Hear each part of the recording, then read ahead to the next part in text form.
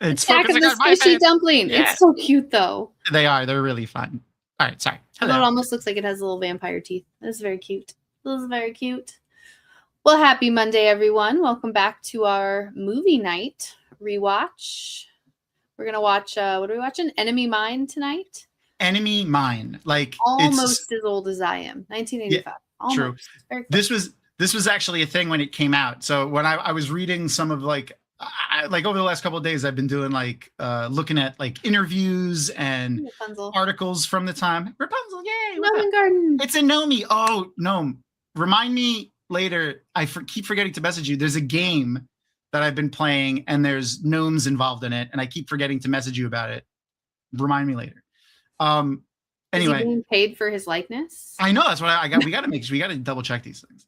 What was I saying? Oh, the movie, the studio was worried that the American, well, not the American audience, but the American audience would be too stupid to understand that the word mine in this was like possessive and not a noun. Like, it's like enemy mine, like enemy of mine, like you are an enemy of mine is the way this is. But like literally, I think it said like 2 or 3 months before the movie came out, like a producer from the studio came and wanted to shoehorn some sort of storyline of a mine, like a mine in the ground. What? Yeah. Just because people are dumb, apparently, or they think people are that dumb. And after the last few years, I agree with them. I'm sorry. Hey, friend. It's a Brock. Hi.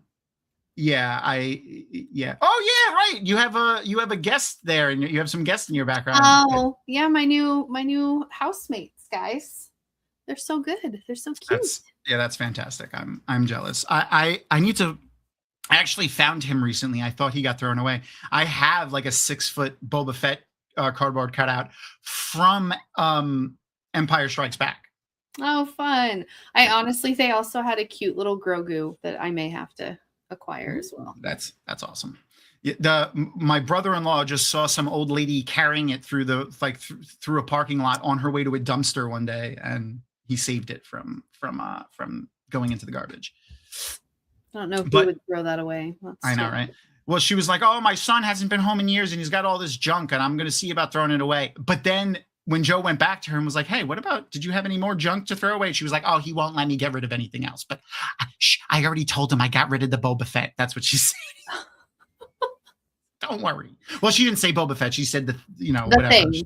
Yeah. And look, look at this. Ooh, Tourette Tiger. What's going on there? I've seen that name before. I'm not sure who it associates with. Maybe it's this weird person that's sitting in the green room. Look, here comes an awesome guest.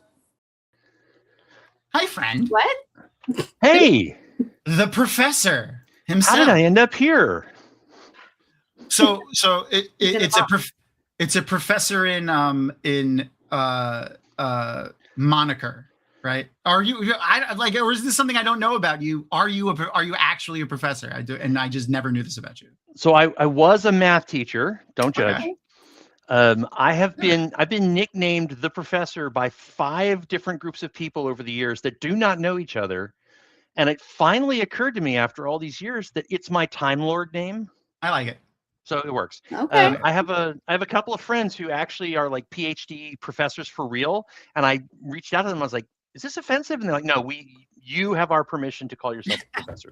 So I cleared it with the sensitivity group. Sensitivity. Yeah, that works. Other professors, you reached out to professors and checked their feelings. I like it. We got to have you on with when we have David. David Acrute, right? You've met him before. He's been at a bunch of he's done Multiverse, and he's done actually Multiverse is where we became friends. David, I'm sorry, I don't remember. Yeah, you might. I mean, you weren't working at Multiverse at the time when he was there. And there's like 30 authors. Anyway, he is a math professor, but also he's a biological mathematician. And Yeah, There's- he's currently working on some sort of thing that helps identify breast cancer in like molecules and stuff, like on the cellular level. And like he tried to explain it to me once, and I think it made me dumber. He's for very, very realizing- smart. Made you more aware of your dumb, maybe. Yeah, that's what I was gonna say. Yeah. I think I rejudged myself to realize how dumb I was. Oh, no worries, man. You're never we, late. Yeah, You the show doesn't literally start our show every week. You can't possibly be late. It's true. I don't know how many of you see this because so I started doing this because when we press start stream, like when I actually click the button, there's like a delay for like half a sec. And I've noticed in some of the streams, you can actually see like our stage, like our pictures and then it cuts to the title. So I've started just leaving this image up right before I press the play button.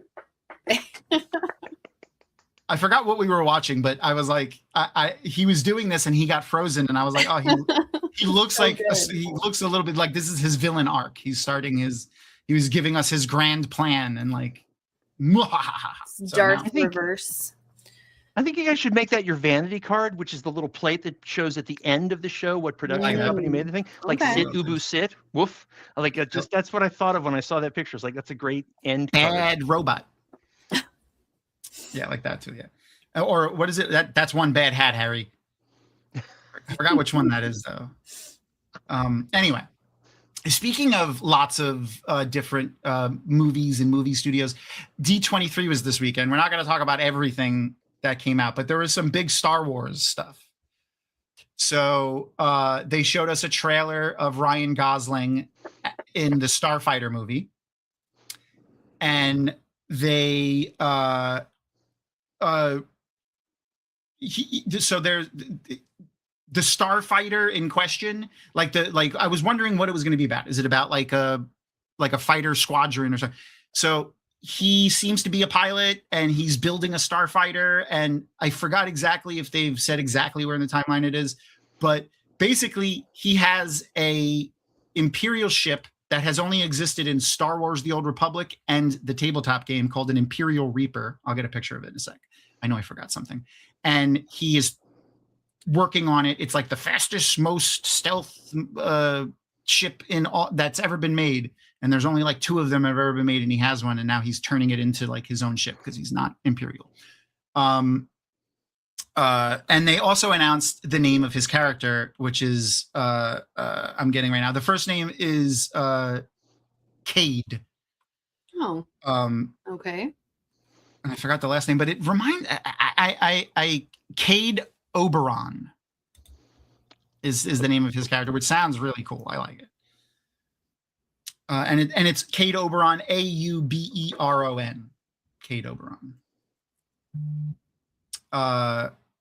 That was pretty cool. We got a bunch of Cade Band, yeah. I mean, I can see that. We got a bunch of Ahsoka season 2 stuff. Yay. So yeah, definitely go check out the trailers and all that thing and all that stuff. But Hayden Christensen is going to be in a lot of it. Apparently, we're getting flashbacks and Hayden Christensen as Anakin Skywalker as a blue glowy talking to Ahsoka in the time of the show.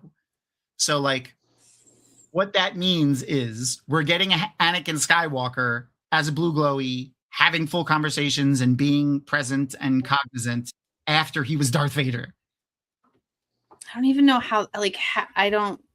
He's recovered he's recovered from being Darth Vader and is Anakin Skywalker again, and he has all his memory. So like, You understand that that's like the only thing in life that my son has ever wanted is for Darth Vader to take off the damn suit and become Anakin again and be good. So if that happens, he would lose his mind.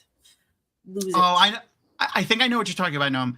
Are you talking about when they were opening the door to that thing, and for like when the door is opening, as it's because it's like a circular door and it like swivels open in like half.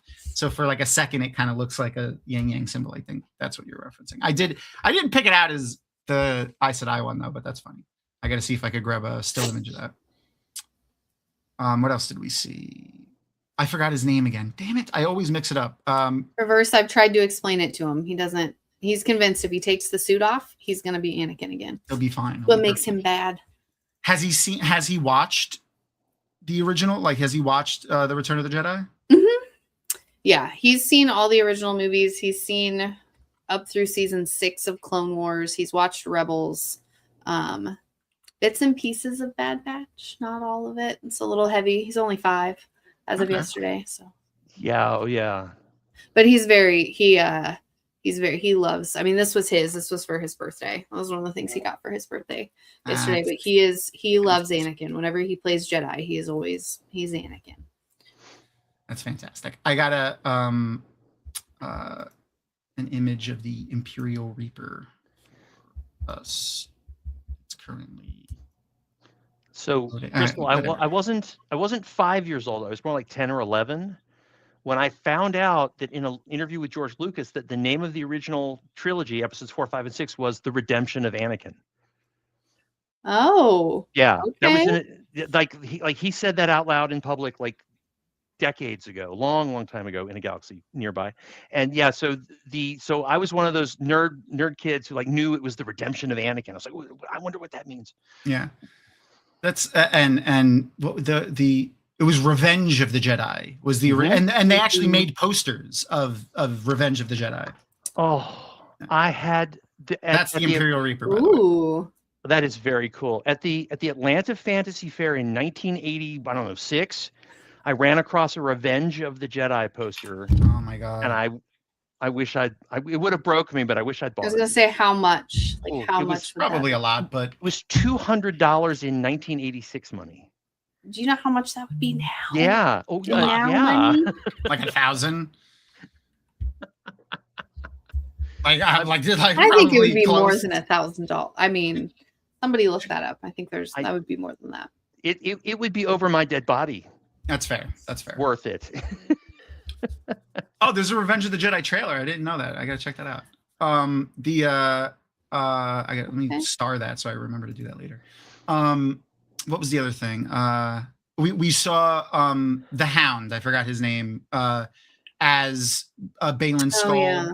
Because the other actor whose name literally just fled my mind passed away. Titus Pulo from Rome. If you haven't seen Rome, by the way, fantastic. And he is in it and plays a guy who's absolutely insane, and I love him. He's one of my favorite characters. Like I want to take his character from Rome and just put it in other things because he's a complete psychopath. But if he's your friend, man, you have Rory McCannon. That's the Hound. What else did we get? Oh, Zootopia 3. We're going to be visiting a bird section in Zootopia 3. I'm very excited about that. I love Zootopia. Frozen 3. And there's going to be a female magic using villain in Frozen 3, which is cool. Nice. Yeah, New Incredibles 3. Didn't they confirm like some stuff for the villains area too at the parks? They showed the villains area. There's a Monsters Inc. roller coaster coming. So many cool things, you guys. There's going to be a full Maleficent gigantic coaster. There's going to be a Cruella de Vil ride, but they didn't give any information on that. If you Google Maleficent coaster, you could see they made a miniature of it, and they have tons of pictures up on the website of that. It looks awesome. It's going to be one of those things where it's like forced perspective in the way that they have like Maleficent's mountain. So like it's going to look like the full mountain and be huge. I'm really excited. Oh yeah. Yes, Erin is a huge fan of Tangled. So I love Tangled too, but Erin, like Tangled is her shit. So very excited about that. We saw a little bit of live action. That looked good. The other huge thing though was all of the stuff for Avengers Doomsday and beyond. We got a full cast list of the new X-Men team. It's going to be Cyclops, Jean Grey, Storm, Beast, Professor Xavier, and finally Adam Driver is going to be in. It's not the full cast list, but we got like the main team. A chunk. Yeah. Adam Driver is going to be playing. Everyone thought he was going to be playing Magneto, and he did originally say, "I'm going to be playing Nathaniel." he's going to be playing Mr. Sinister. So they're going to be doing a Mr. Sinister storyline, and I think this has been in the works for quite some time. The other big thing is someone was talking to Dave Filoni, and feel free to go and look at it later. I tried to make a clip of it, but I got distracted. Someone asked Dave Filoni if they were going to be working on the Ben Solo movie. And he said, oh, we would love to do that, but, we are not working on that movie right now. And he was doing, when he said that, he did that. Yeah. So okay. Everyone's taking that to mean that they're working on that movie right now. So I'm trying to think if there was any other big Star Wars stuff. There's going to be another Star Wars Lego thing. They didn't give too many details on that on Disney Plus. They just basically showed kind of the splash screen for that. Incredibles 3 was interesting too, when they said they were gonna Mr. Incredible is going to be dealing with his longevity. Oh, he's getting old. I don't know if that means he's getting old or he doesn't get old as fast as everyone else or something. I don't know. Oh, okay. Yeah, Vision Quest looks really cool. The connection to that. What else did they talk about? I'm just looking through my notes. Ooh, the other big thing that I'm excited about, Kingdom Hearts. They announced the Kingdom Heart video games were some of my favorite RPG games, especially the first one. They announced a Kingdom Hearts 4, which is super exciting, and Coco is going to be a big theme in it. Mm-hmm. He's apparently going to be going to the underworld, but they also announced that they're going to be doing a multi-season Kingdom Hearts anime on Disney Plus. So that's very exciting. Very cool. Yeah. I'm pretty excited about that. I'm trying also, if anybody else is a musical theater nerd, they gave what was it?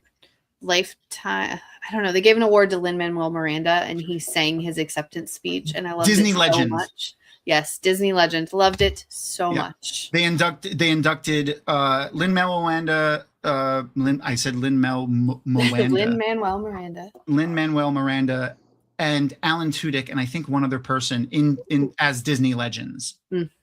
Alan Tudyk's acceptance speech was fantastic too, and the performance they did for like as they were building up to it for Lin-Manuel Miranda was amazing too. They had the guy that played the genie for the Aladdin Disney on Broadway singing this mashup of a bunch of the Lin-Manuel songs. Okay, I didn't see that part. I just saw his speech. Oh yeah, he was transferring between songs while singing, and it was even the tone of the song was shifting. It was really cool, and he was singing the Moana song right next to The Rock and Lin-Manuel. They were sitting opposite each other on an aisle in the thing, which is pretty fun. Hey, he's accomplished a lot for only 46. It's really incredible. I know. Then some Disney park stuff other than the villain stuff. They showed Piston Peak, which is the Cars area that they're developing. Looks humongous. Excited about that. They talked about the Indiana Jones ride that's going to Disney World, where Harrison Ford is actually his likeness is going to be in the ride, where the other ride, it's not his likeness. It's an actor just playing Indiana Jones. So it's because they do it live. There's a person there. This one, they're going to have an animatronic, and it's going to look like Harrison Ford, and he's going to be voicing the lines and stuff for it. And then they made a big change that I was excited for too. There we go. The Smuggler's Run, the Millennium Falcon Smuggler's Run. Ooh. So if you've ever been to Disney World, or I think they have it in Disneyland too, Smuggler's Run, you actually fly the Millennium Falcon in a video game-esque type of ride, and the way you fly it and how you there's help obviously, but the how well you do in the flying, i.e. actual physical flying of the ship, engineering seats, multiple gunner seats, and something else. There's 6 seats, and has different outcomes and different voice lines and different things that happen on the screen depending on how good you do. They're adding more of them. And they didn't say exactly how this is going to work, but there's going to be, since Disney bought Epic Games, the company, That's the game. That's the company that owns Fortnite, plus a lot of other stuff. But Oh, Fortnite is their okay. biggest thing. They're going to be doing more and continuous Star Wars events in Fortnite. One of them is going to be connected to Smuggler's Run, and it's somehow going to be connected directly to Smuggler's Run. Like if you like your stuff you do in the Fortnite game, if you go to the parks and you use your connected Disney, your Magic Band, which is connected to your account, which is connected to your Fortnite account, different things are going to happen for you. That's crazy. Yeah. And vice versa. Like in the stuff that you do in Smuggler's Run somehow is going to carry over into the Fortnite game. They didn't give exact examples of what that is going to look like or how it's going to work, but they said it's coming either the end of this year or next year when the event starts. So I thought that was pretty cool. And I think really, I mean, there was a lot of stuff. You go look at, I'll post a link in the chat here for like a list of all of the announcements that were at Disney Plus. But like Disney is the indie ride's the same as Dinosaur and the indie ride in California? Is that the same one as that they closed at Animal Kingdom? Yes. So yeah, that right. So what Aaron's talking about, Aaron said it does hurt. So there was a ride in Disney World called Dinosaur, and it was just like you're in a car, the car physically moves and is on a track, and it's like whatever. There's an Indiana Jones ride in Disneyland. They are the exact same ride. Like the car, the track, the movements, everything, except the theme is different. So they're literally just going to take the dinosaur theme off of the ride and put the Indiana Jones theme ride. So kind of like the rocking roller coaster where they put the Muppets on. Kind of, exactly. They said they're going to make minor changes and improvements, but that's about it. No, that ride hurts. That was painful. Yeah, that ride kicked. Like I felt like I fell down a flight of stairs after that ride. It bounces you all over the car and shit. It's very like if you have a bad back, like legit, don't ride that ride. Hey, maybe if you ride it, it would fix your neck. So I'm not willing to try. Maybe I'll do it at the end. Like one of the days that we go, I'll do it at the end of the day. So that we can just lay you out in the back of the car on the way back. Exactly. On the way back home. Yeah, exactly. Put you in traction. All right. I'm going to share the link to our watch party on our Discord. So the way we do this is we have the instructions on how to join our the watch party that we're going to be doing, and it'll be in our Discord channel. And Aaron will probably share the link in a minute. The stage doesn't need to be active, by the way, for the room is still there. It's always there. But go ahead and click the link and come and hang out with us and watch the movie with us. That's how we'll be watching. And you'll be free to adjust volumes and things on your own.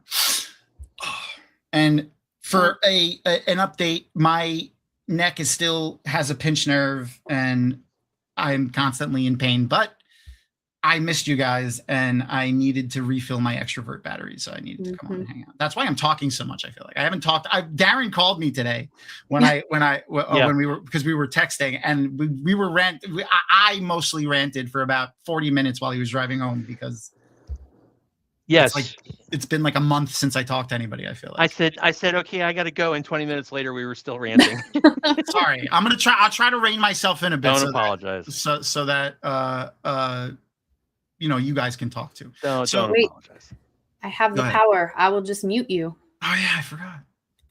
Sorry, I'll keep that page open so then he can't. Smart. I forgot that I showed Crystal. Yeah, you shouldn't have showed me that button. Our new button is in here. All right. Yeah, there we go. We got the Discord link going. Discord. That's frustrating. And we'll get the movie playing in a minute here. Before we get the movie playing, we have to do our other segment that I like to remember to do most days at the beginning of our show. Excuse me. We're gonna talk about things that we read, watched, and played. All right, let's go right now. Bam. So professional. So we'll start with Crystal. Crystal, what's something in the last couple of the last week that, or I guess 2 weeks now? 2 weeks. I've watched so many movies in the last 2 weeks, you guys. I was trying to. What stands out?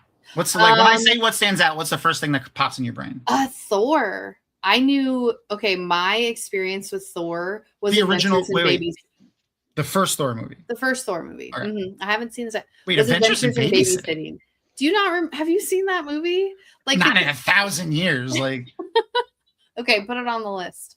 Darren, do you know what you're talking about? It's a great movie. But do you know? Do you get this? Do you remember this reference? Yes. No, I don't remember. I don't remember it at all. So that was my experience. I didn't know the comic books. I hadn't seen hadn't seen it, but I loved it. It was much more of a fantasy movie than I thought. Yeah. I would think he is who I'm the most excited about right now within the MCU. Although I finally made it to Iron Man 3. He's growing on me. He's growing on me. He was very real. You know, he starts having those panic attacks. And I don't know, I relate to him a lot more than I used to. I kind of hated Tony Stark for a while, but the most recent movie, well, after Avengers, really. Avengers and then 3 really kind of sold me. Yeah. So I'm still going to go back and finish Star Wars, but I'm working on a MCU rewatch right now. Yeah, well, we got to get you to watch the thing that I and Aaron is also excited about. Saw in the last week, which was the new Spider-Man movie. But I'll talk about that afterwards. Well, Darren, what about you? What's something? So can I cheat and do two? One television, one movies? No, stop, no. One nerdy thing at a time, sir. One nerdy thing. All right, you're gonna miss me when I'm gone. All right. So what I've watched recently that I'm actually most excited about was Project Hail Mary. Oh, I loved it. I loved it too. I bought it, the book at a used bookstore. It is sitting on my bedside. I haven't caught up with my Dragon Con homework yet. I have a lot of Dragon Con homework, but the book is sitting on the bedside. I went ahead and watched the movie before I read the book, and oh my God! Like my wife and I got to the end of the movie, and I looked at her and I was like, "What do you think?" And she said, "That was really good." I said, "I've been crying for an hour." So good. So good. Like, holy moly, how is that movie that good? I don't know. I fully agree with you. I like when I first watched it, I watched it immediately again afterwards. Like I immediately put it back on and watched it again. Yeah, this is we were talking about this earlier. I absolutely want to get the DVD commentary for Project Hail Mary. I'll take whoever can. I just want to see the commentary or listen to the commentary. Absolutely. I want to see this movie 4 more times. I want to interview Ryan Gosling about it. That's what I really. That would be amazing. There's so many Easter eggs and so many little fan service things in the background. There's so much. I'm one of those guys that watches the credits, and I'm like, wait a minute, when did they use that movie in this movie? And I'm like, I gotta watch it again just for that one credit reference. I totally agree with this. Just so good. Project Hail Mary and The Martian are 1,000% two of my, I will put them on and just as soon as they're done playing, put them on again. And as soon as they're done playing, put them on again. I do that with a lot of movies. Like if I'm sitting doing something on the computer or doing something in the house, I'll just, and sometimes I'll watch them, just sit and watch it and then watch it again, or pop in when there's a particular sequence that I want to watch and watch it for 15 minutes and go back to doing it. Yeah. Oh. So at one point, my wife, who is she's a nerd, but not as much as we are. At one point, she turns to me and she goes, "How has he been eating?" And I looked at her and I went, "Well, he's been pooping on his potatoes." And she went, "What are you talking about?" And I was like, "I told you before we started that this was Andy Weir, the author of The Martian, where Matt Damon pooped on his potatoes." Yeah. And she's like, "You are," and she just looked at me like, "Oh." And you know what? I think I would 100% also put Project Hail Mary in this genre, this new genre I discovered last year while watching The Pit. And I always fuck it up. Competency porn. Mm. So it's a movie or something that you're watching where the people in it are very professional and they're very good at what they do and they're doing whatever it is they do and they're doing it very well. And, you're just watching that. And as problems come up, they solve them and they fix their mistakes and And The Martian, The Pit, and Project Hail Mary are all, for me, firmly in that category. I can't think of anything right in this moment that might also go there. But if anyone thinks of anything, All of Elizabeth Moon's science fiction literature. oh, okay. Okay. Elizabeth Moon's sci-fi books. Okay. The hero is it's not a Mary Sue. It's not a Mary Sue, but like it's all this hard science fiction. It's space travel, space commerce. There's all kinds I know of someone in really- chat who will really like that. Yeah, Mhm. it's really amazing. And so what happens is like the bad guys shoot a hole in the spaceship and they start to run out of air. How do we not die? Right? It is there's a lot of hard science fiction to it, but you care about the characters and you want them to not die. And so yeah, I think she's in there. Okay. I have is this the wow, the right one? I have an image. Hold on. There it is. Oh yeah. Okay. All right. Okay. Cool. Interesting. Yeah. I like not the art read- on that bottom left one. Once a hero. I like Yeah. that character is cool looking. I'm so curious about the bottom right. Winning colors. That's Elizabeth Moon with the winning horse. colors. With a horse too. That's Uh-huh. okay. All right. All right. Yeah. So Spider-Man Brand New Day. Legitimately one of the better films I've seen in the last couple of years, just Okay. in general. Easily in the top 3 best Marvel movies ever made. And at this particular moment right now for me, it might be the best one. What are your other two? Like one of favorite Marvel movies? Yeah, you said like top 3. What are your comparably? What are your other two? Of Avengers Endgame, the first Iron Man, the first Avengers movie, Captain America, Civil first one? War, Okay. and Captain America, the first Avenger Okay. are probably my top, and then Spider-Man. Okay. I like Age of Ultron was also really good too. I liked the Age of Ultron. I mean, like a lot of it is because of James Spader opposite Chaucer. What's his name? Paul Bettany. Mm. And I love both of them. Yeah. Oh yeah, I mean, he will forever be Chaucer in my mind. No, that's fair. That's from fair. A Yeah. Knight's Tale, forever. I just Love see that him movie. dirty, naked, sitting Yep. on the ground Yep. in the grass, naked and dirty. That's it, forever in my mind. But yes, it was phenomenally done. And I think while I was watching it, I had this thought, and I'm curious for others who have seen it. I saw Brock saw it. One of the things that really made me like it and differentiate it from a lot of the other more recent Marvel movies is that the Marvel movies have gotten away from what I felt, and again, I noticed this in the moment while I was watching the movie, is what made them good in the beginning, which was in the beginning, like the first Iron Man, and Crystal, you could probably attest to this at the moment because you're watching them right now. You haven't gotten to the later ones, but you've seen some of them, right? Those first Marvel movies, especially like Iron Man and Thor, and like the first Spider-Man movie that Tom Holland did, it felt like it was on our planet. It felt like they were in our world. Mm-hmm. Like it didn't feel like some fantasy world that doesn't exist. And they've really gotten away from that, obviously. Like it doesn't feel like a movie that's relatable. They're doing all and I'm not saying they can't do big fantastical things, but they need to ground it sometimes. And this movie, even though they do tap into multiversal stuff, there's a little bit of multiversal stuff, there's a little bit of the greater Marvel universe stuff, but the way they ground it, and it's not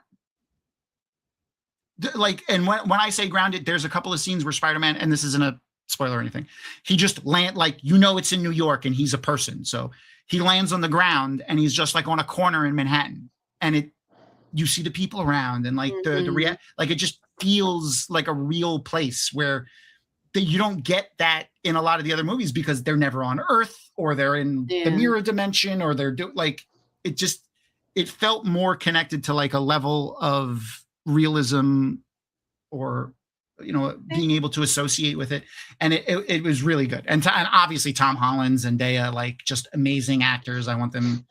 I don't know if we need any more Spider-Man movies. If we would just get a reality TV show about the two of them. Maybe we don't need any more Spider-Man movies. We just watch the two of them all day. The two of them are fantastic. But yeah, so yeah, Spider-Man Brand New Day, absolutely amazing. It makes me very excited for the rest of the new MCU stuff as it's coming. Rosa, hello. And Tom, amazing coincidence, because I started watching the original Tobey Maguire Spider-Man like yesterday. Nice. Because even though I have a lot of Dragon Con homework, I decided that I am actually going to start over and go through all of them and catch up, and then watch the multiverse Spider-Man stuff, because I'm behind on that. That's fair. For some strange reason, I got behind on Spider-Man. That my opinion changed a little bit. Tobey Maguire was always my Spider-Man, and I kind of refused. Like, I was a little salty and didn't even want to see the other Spider-Man movies. But I am wrong. I was very wrong. I think they may be, at least what I've seen so far, a little bit better. I was a comic book kid. I was more a Batman, Superman kid, but I was aware of the Avengers. Like, I still have some West Coast Avengers comic books around here somewhere from back in the day. But the multiverse always really annoyed me, even when I was a kid, because, like, if there's an infinite amount of universes, then everything is true, and therefore nothing is true. So it's like, I had one of those reactions to it.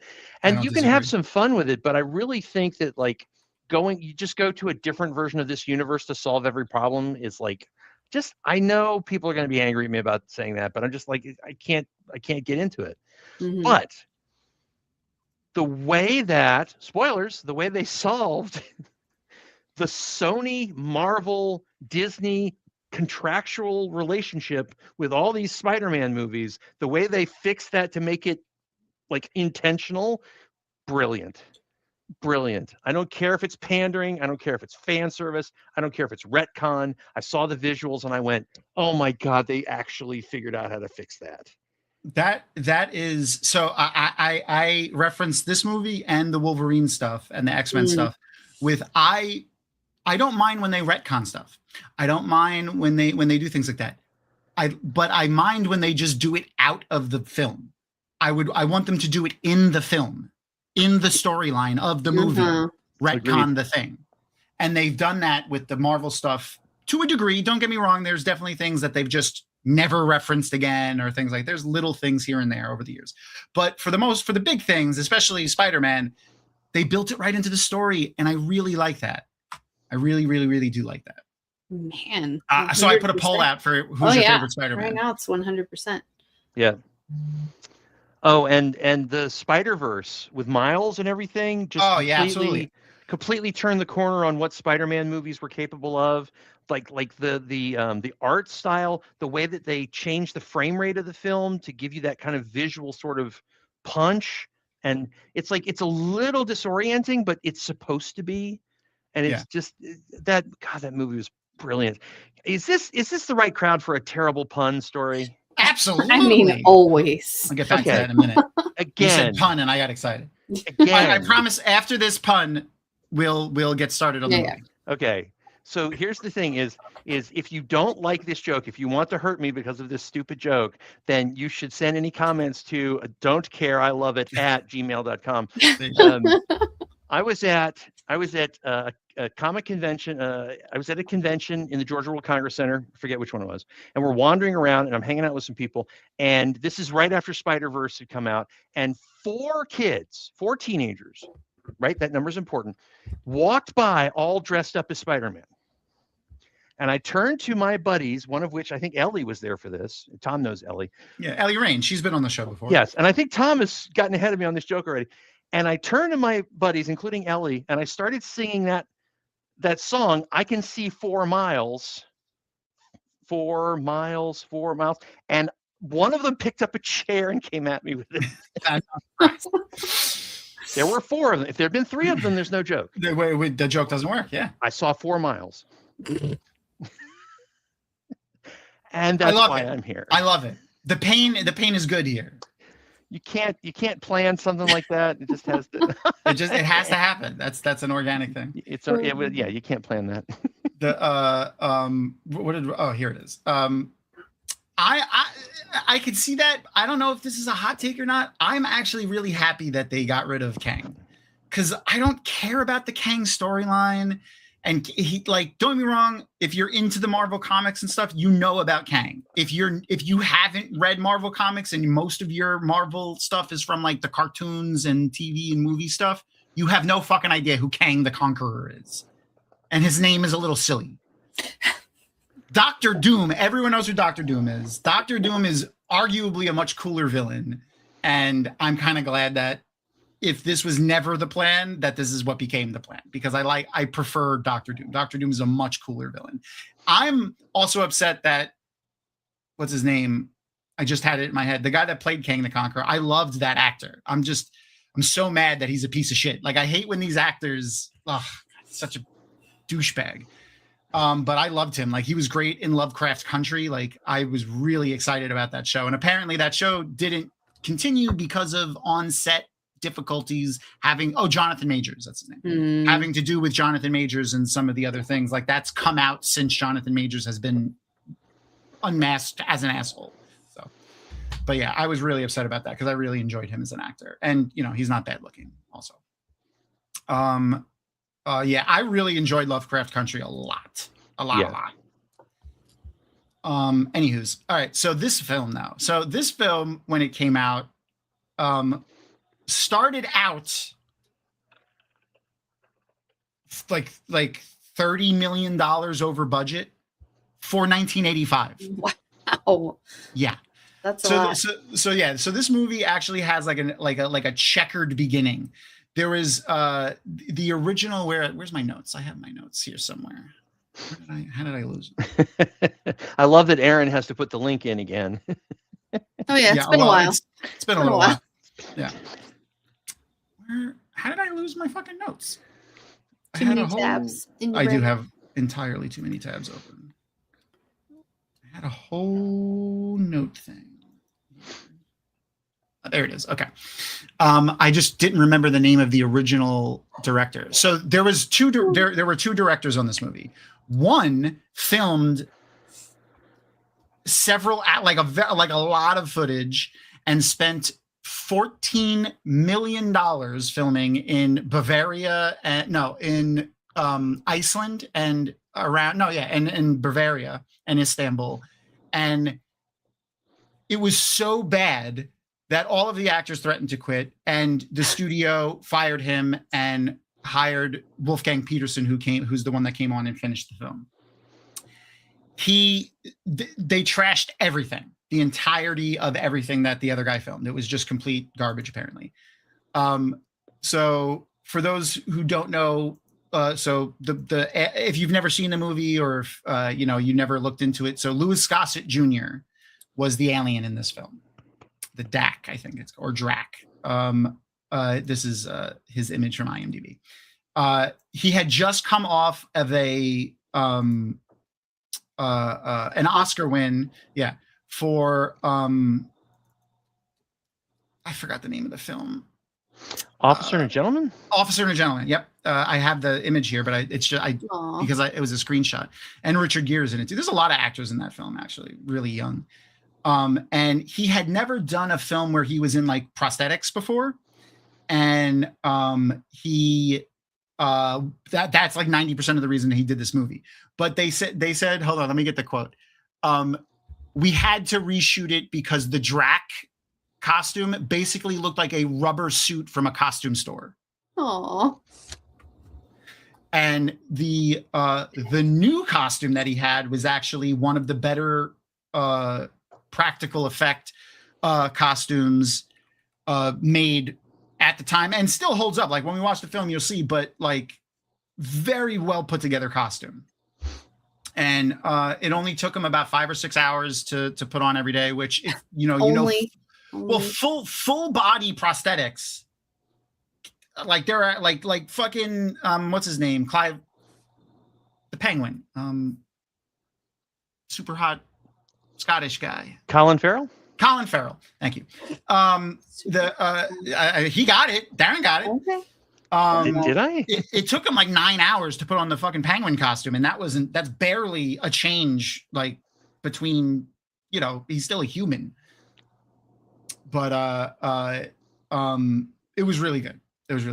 Anyway, But he wanted to be in a costume like that, to be forced to act outside of the ways he's acted before. His face will be covered. He won't be able to emote in the same ways and things. It was interesting. Anyway, all right, I'm going to press play on the movie so we can get started because it is like a 90-minute movie. So let's do that. All right. So if you're not, Erin will share the link to the watch party again. If you're not already in there, you'll see the instructions on how to join the watch party. And if you are, you have to do nothing. Just sit back and relax and hang out. And I'll give everyone a countdown. All right. 3, 2, 1, and play. Yay. Okay. And you should be able to independently adjust volumes and stuff on your own within Discord. So go ahead and do that. I did leave the subtitles on though, so don't worry. I only edited a little bit of the beginning out because it's just, it's an 80s movie. So the intros were long. Yeah, the credits are right in the beginning of the movie. Yeah. Yeah, that was it was interesting because when I started the Tobey Maguire Spider-Man #1, all the cool graphical stuff with the credits happened at the beginning. Mm-hmm. I was like, this is an old movie. Yeah. I mean, what was it, like 2006? No, maybe 2003 or something? Something like that. Yeah. Mm.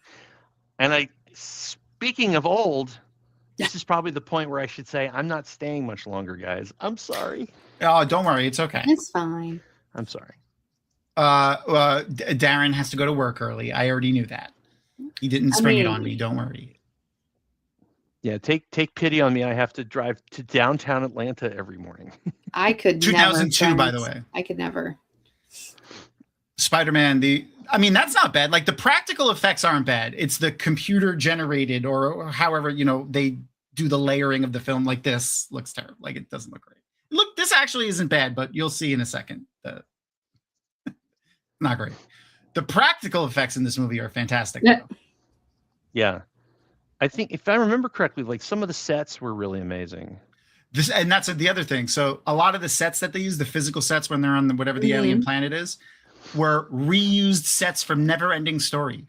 Oh, that's cool. I thought that was really cool. Yeah.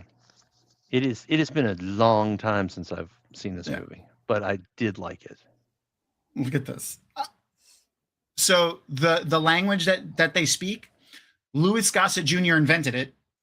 And it has like mild rules and stuff like that they followed so that it didn't sound just like gibberish all the time. But where is it? I wrote it down, the language. He used reverse pronunciations of Russian words. And that gurgling sound that you hear is Louis Gossett Jr. just with his normal voice. They didn't have to synthesize it or anything. And it's something that he used to do to annoy his brothers and sisters and parents when he was a kid. Kids are wonderful that way. Sibling rivalry, the movie. Mm-hmm. Yeah. Reverse, Krull's never not been on my list. Oh, yeah. Krull is on our list 100%. I love Krull's awesome. Yeah. Yeah, Krull was great. And I think. Oh, yeah. Did you see this conversation? They were talking about hitting on some woman, and then he makes fun of her, and he's like, didn't they call her the something marshmallow or something? And he's like, no, that's okay. She lost 20 pounds. Wow. Yeah, I feel like what they're doing is they're trying to set up Dennis Quaid's character to be like an asshole in the beginning. So they want you to not like him right now. Well, this is before Dances with Wolves, right? I don't remember. Hold on, I'm looking it up. Yeah, this is before. I think Dances with Wolves was in the 90s. No, Dances with Wolves. No, it is. This is 5 years before Dances with Wolves. Okay. So 1990. It was 1990. 1990, yeah. Okay, so what I hot take, Dances with Wolves is Enemy Mine in the American West. Oh, yeah. Okay, yeah. All right, hot take. Yeah. So what did I compare it to before? I was trying to explain to Crystal. Yeah, I've seen Dances with Wolves, so I'll get back to you if I think that's accurate because I've never seen this one. I compared it to Castaway, where Wilson is an alien instead of a ball. So the volleyball talks back, yeah, and then is pregnant, and then has a baby. Yeah. Sorry, spoilers. Yeah. It's a Well- 40-year-old movie. I think It we're past the spoilers. It's Yeah. spoiler statute of limitations. Okay, so Tom, if you ever have a panel where a bunch of nerds argue and settle the question of what is the statute of limitations on spoilers, I want to be on that panel. Absolutely. I feel like 10 years. I feel like 10 years. Rogue One? Was 10 years ago? More. Fuck you. No, it wasn't. No, it wasn't. Hold on. 2016. Oh my God. Oh, fucking. Why are we living in the dumbest timeline? That's terrible. And you know what really upsets me is where's Rogue 2? The sequels, guys. No, Andor. I'm kidding. Andor was kind No, of. I know. Andor was no. Mm. No, Krull is definitely better. Let's pay attention to the paying customers here. Yes, Beastmaster's amazing. Krull is better. I And they agree. quote. I would rather watch Krull over Beastmaster. Yeah, but Beastmaster's pretty good. It's fun. It is. It's right in there. It's fun. Yeah. He had a white ferret, didn't he? In that was Yeah. like one of his I companions. thought he had 2 ferrets. Because one of he had the 2. in the first movie, I think there were 2 ferrets because one of them died and the other ferret actually made like a sad noise on camera, and they were like, it was like, okay, this movie's not allowed to do that. Yeah, that's Right? that's Isn't that- illegal. Am I okay? Maybe I might be. Anyway, It does kind of. That does kind of look like a Corey. It looks like not Corey Feldman, the other one, Corey. Oh, they're all just Corey clones. Yeah, I don't remember. Thank you, Reverse, for confirming the death of a ferret. Yeah, thanks. So hey, it looks like Tom Holland overwhelmingly won. Couple of maybe 1 or 2 votes for Andrew Garfield. No one voted for Tobey Maguire, which is surprising. I don't know, But man. I definitely agree. Tom Holland is my favorite. Yeah. How It helps young that he Dennis was Quaid actually a is. teenager. Yeah. That is a definitely huge thing. Yeah. At least Andrew Garfield was believable as He was being young. 17, 18. Yeah. Tobey Maguire was not. No. So No. was that a Corey that just died? No, it wasn't. I Okay. have the actors. Somebody who looks Just an like unknown Corey. person. No, We'll he's call him somebody. Corey. His name's like Brion something, but there's not really that many famous people in this. And, yeah. That was Richard Marcus, who's known for this movie. So nobody. Well, Nobody. He was in Saint Elsewhere and Tremors as well, but Tremors. not as like Not a main, just there. yeah. Wait, was he the whiny kid in the first Tremors? Nestor. His name was Nestor. I don't remember who Nestor was in Tremors. Google, take me away. Oh, I'm totally down to add that to the list. Absolutely. So one of the things that we also do in addition to doing these movie nights is we do Patreon movie nights. We just did one and we watched what did we Amazing watch? Spider-Man. Amazing Spider-Man. The first Andrew Garfield Spider-Man we watched. So we will watch movies on Friday nights. Usually we start at 8 o'clock. Sunday nights. Yeah, Saturday nights, Whenever. weekends. We do one a month on schedule, and then sometimes we do impromptu ones. If you have our Discord up, we'll post in Discord. Say, hey, we're doing an impromptu movie Sometimes night. Crystal really needs to watch a movie. I I don't know how to watch movies without Tom's commentary anymore. So I like doing commentary in movies. It's one of my please. favorite things to do. Please don't tell my wife that. You're welcome to come and hang out with us to have your commentary on the movies. Ooh, yeah. This is a little Sarlacc pity for Yeah. I mean, Yeah, this yeah. is only a couple years after Star Wars came out, so I mean, it's a science fiction movie. You have to have something gross, eat something gross. Mhm. that's fair. It's just the way, you gotta. Not the turtle bug. No. It looked like a tick or a horseshoe That crab shell or looked something. hard. That was a turtle. It looked like a turtle shell. Yeah. Or there. Oh Yeah, wow. see? Hard shell. It was a turtle. Turtles can feel their shell. Did you know that? Oh yeah, my tortoise back there, if you go like this on his back, he starts to shake his butt. It's like a dog. It's very funny. That's very cute. Mm-hmm. That is incredibly cute. I didn't know they could feel that. That's interesting. Oh yeah, Yeah, you just scratch him right by his butt and he starts wiggling. It's hilarious. Yeah, that's actually why everyone, like, it's very important not to put stuff on their shells. Mhm. They sell, because a thing that kids do a lot, and especially like even like they'll do it like in schools is like a thing. They'll paint their shells, which is okay to do if you use specific types of paint. If you use toxic paint, you can kill them. Yeah. Just as a little I have wanted to put a flag on my tortoise occasionally, like when he's That's out great. running around the house, like the flags you they ever- put in golf, like in the golf, the hole for golf. You let your turtle run around the house? Sometimes. Mm-hmm. Okay.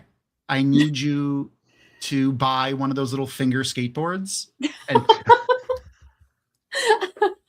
and put him on it and let him just run around and then record it and send it directly to me. Okay. I thought Tom was going to say put a GoPro on him and have him and just see, yeah. turtle cam.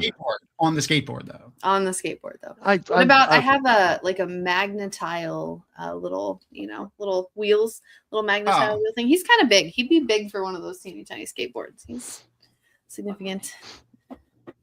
But they're very fast, guys. You can lose a tortoise very quickly. Very quickly. Hilarious. The little escape pod here looks pretty cool. I like it. And like, look, this is a full body, like, obviously he's not wearing the full body thing when he's got his clothes on, but this was a full body prosthetic, and he did these scenes too. Louis Gossett Jr. He went in the water and did all these scenes. That just sound to be in a prosthetic like that for any length of time sounds wildly claustrophobic. Yeah, a lot. Pretty much every actor that I've ever heard talk about it has said that it feels very claustrophobic. Well, like, if don't they have to like make the cast of your face? You have to be like, they have to cover you up except for your nostrils. I could never, like that. I'm done. I couldn't do it.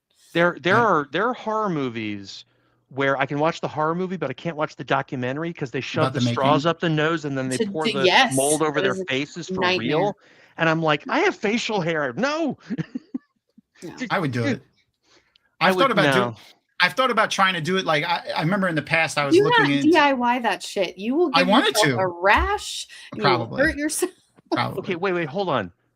Weta Workshops gave John Rhys Davies huge flesh burns with the Gimli makeup. Oh yeah, the documentary on this is amazing. You guys, I've seen that too. He's so much more heroic than I ever thought. But like, at the end of the shoot, they let him throw Gimli into a barrel fire. That's funny. And sad, but funny. It is, yeah. What he went through with these are the Hollywood professionals with the money. Yeah. And John Rhys Davies looks like he's been attacked with a cheese grater. So yeah, like Michael Dorn, Star Trek Next Generation, Lou Gossett on this movie, any of the, I don't know how they do it. I don't know how they do it. It's amazing. You want to see a real crazy one? Look up Jim Carrey talking about the Grinch when he did the Grinch. Yeah, because the articulation was really great. Mm-hmm. Oh, but also, like, I don't think enough people appreciate the 50-year-old Planet of the Apes movies, what they all went through. Yeah. Like a cast of 100 people all wearing those articulated, various different kinds of. Well, speaking of old school things, I have my notes up on this other screen over here. One of the quotes that Louis Gossett Jr. I have from Louis Gossett Jr. is he got into acting, like he got interested in acting because of Lon Chaney. So Lon Chaney, very big into makeup and creature creation back in like the 30s and the 40s and stuff. Mm-hmm. And there's even some stuff that Lon Chaney did that special effects people of today still cannot figure out how he did it because of the way he did it at the time and the way it looks on the film. Like they can't figure out how he was able to achieve it. If you remind me, I'll check to see what it was when we have a down second. But he was a huge fan of Lon Chaney and like the creature makeup and the idea of having to act under the makeup and stuff like that. And when he's never was offered a role where he would be able to do it. And when he got offered this role, he was able to do it and he got very excited and got into do it. But I thought the Lon Chaney reference was great because if you ever want to see something cool and you're really into monster makeup and practical effects and stuff, look up some documentaries or a book or even just pictures of Lon Chaney's makeup from the 30s and 40s and stuff. Absolutely amazing. Yeah, really inspiring stuff. Like a master. They still use a lot of his stuff today. If you look up like how they filmed the black and white scenes in WandaVision, Wanda is like, you can like the coloration of what she's wearing gives to the viewer, like she's wearing like white and red, like she's got dark red lipstick on, like that's what it looks like. But she's actually got like deep but vibrant green lipstick on. But that in black and white gives red to the viewer. So like, and like a lot of the clothing, like if they showed it in color, would it be fucking weird? Like it'd be like green with purple polka dots and stuff. But in black and white reads as other colors and stuff. And Lon Chaney invented a lot of that, or figured out a lot of that. How to make it look good. Yeah, how to make it look like that. He didn't invent it, obviously. That's just the way our eyes see colors. And apparently our spaceships in the future still run on kerosene, I guess. Like, what?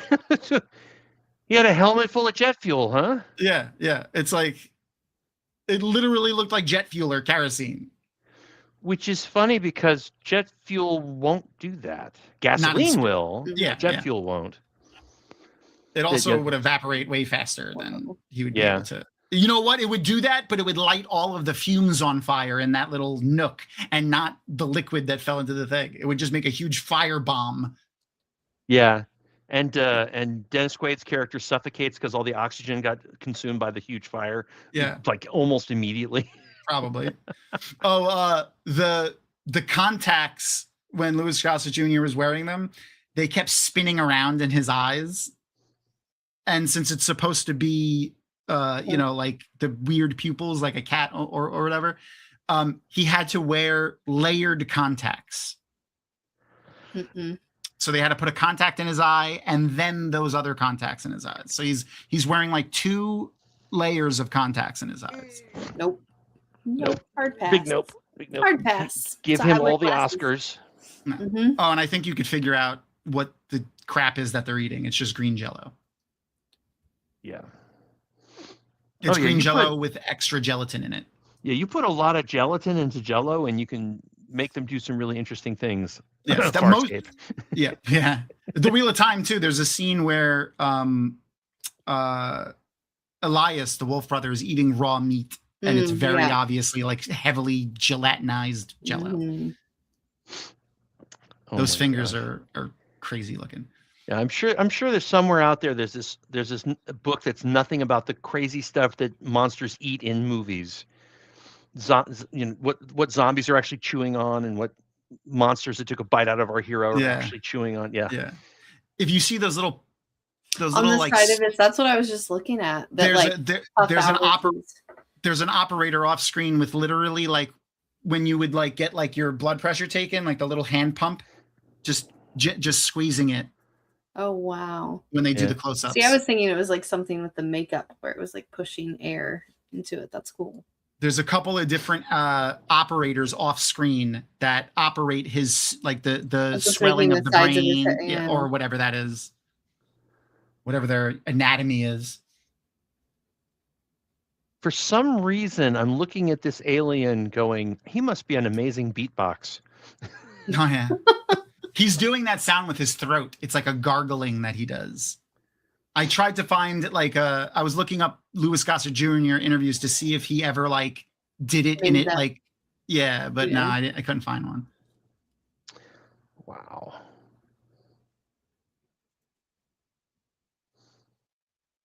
Well, guys, on that lull, I'm going to say goodnight. Thank you for having me. Yeah, thanks for coming. Yeah.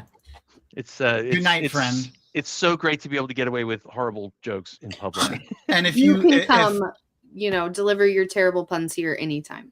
Okay, you all heard her. You're always welcome. You know that. And if all right, guys. You're going to be at Multiverse this year, right? You're doing. I'm working, a guest at Multiverse this year. And are you working too? No? Nope. Okay. Well, if you're in the Atlanta area or if you want to check out the virtual stuff that they do, Multiverse Con is fantastic. If you just Google Multiverse Con, it's in October. Ton of great people there. If you've ever been to Jordan Con, you'll recognize a lot of them. Yeah. Because it kind of grew from Jordan Con as well. So, Can I plug for just a quick second? absolutely plug whatever you want. In February, I'm going to be at Con Possible. Ooh. This year's theme is Atom Punk. So Ooh. we're going to do Batman 66 stuff because technically it's Atom Punk. I'm Ooh. also going to be in October. I'm also going to be at the Georgia Mountain Charity Comic Con, which is in Jasper, Georgia, which we're building. So please come help out there. But yeah, Con Possible used to be the Atlanta Steampunk Expo. We've expanded it to every punk. So a lot of awesome things going on there. And I got Con Possible link in chat for people. Con Possible, which is a nice little pun in and of itself. But yeah, so a lot of stuff going on. I will keep Tom informed. But yes, I will be doing some stuff at Multiverse. Yes. To see how that goes. Okay. I will be there as well. I can't wait to hug you in person. Yay! Good night, everybody. All right. See you later. Night. I think I missed something in chat. What are we dying of? I don't know. I was trying to figure that out. I looked back up. Rapunzel's died 243 times. That's raw meat? Eating raw meat? I don't know. No, thank you. I mean, I've had steak tartare before. I don't really like it, to tell you the truth. I mean, I like my food rare. Like I like most of my beef rare, but medium rare is fine. If it's still like, no. I don't like it when it's still cold. Yeah, no. There's one restaurant, and I haven't found another place that does it as good as this restaurant. That does. I will order black and blue steak, which is seared on the outside and just about raw on the inside. But it's because the demi glaze that they put on it and the way they prepare it, just the meat is just, you can almost spread it on a piece of toast. But yeah, that's green. Medium rare is fine. We're not going. I don't want my meat making noises at me or looking at me. I will not make any phallic jokes, I promise. Yeah, okay. So like, he was a douchebag in the beginning of this movie. Like, obviously, he was commenting on women, being racist against the aliens, kind of acting like a dick to his co-pilot, and he's kind of like, he's being forced to be nice to him now, obviously at gunpoint or spear probe. I don't know. Whatever. Yeah, probe point. Yeah, I don't know what's happening there. But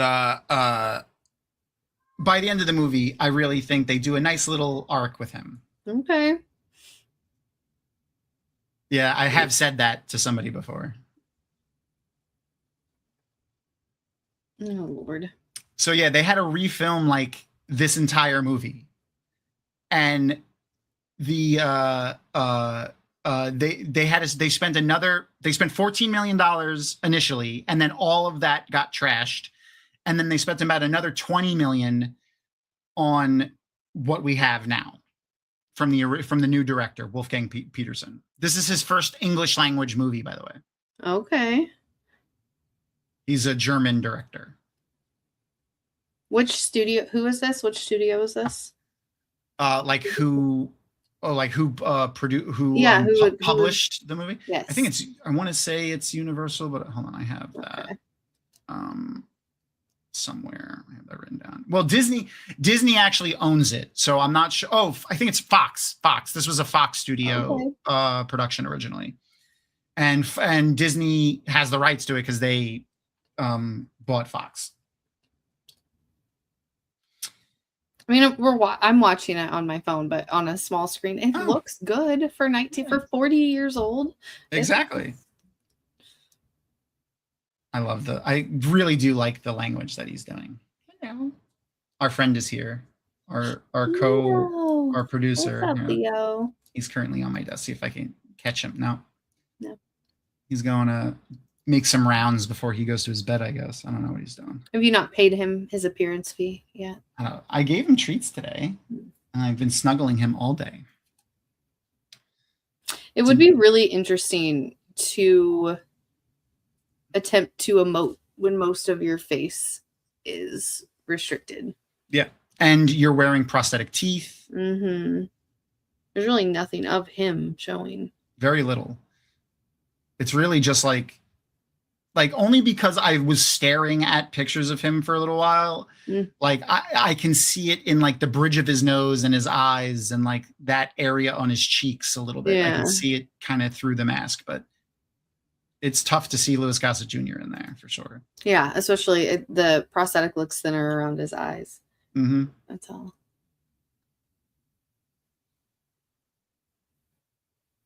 You have to build. You just gotta build a shelter. I like that he tried to do the. Uh-huh. That was great.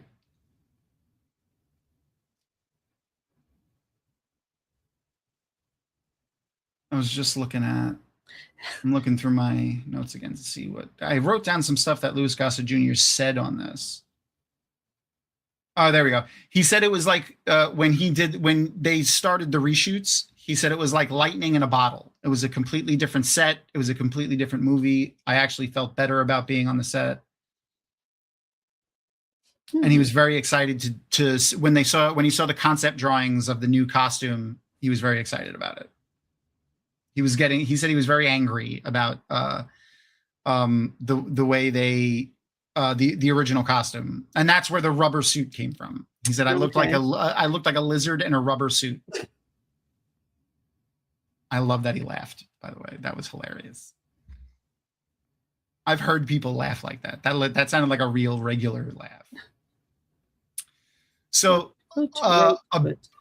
I was telling Crystal before this also, like a big point of like not a big point, but a big theme in this movie. It hasn't come up again yet, but it's gonna in a minute. They talked about in the beginning, Dennis Quaid labeled them as like, I don't know, it was like monstrous or something. The fact that they don't have male and female and they're like male and female together or something like that. And obviously that's a analogy for LGBTQ, trans, stuff like that. But also now we hear, that was funny, you ugly head. And he thinks that's hilarious. And then, he's brown and there's a lot of analogy for black rights at the time and things like that. So Louis Gossett Jr.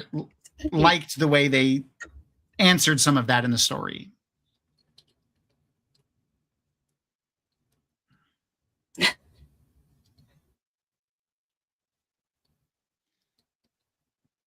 See, I feel like ragging on each other is like, I'm glad that seems like it's part of their culture. Because like the first thing he did was make fun of him. Mm-hmm. When he learned how to communicate. Yeah.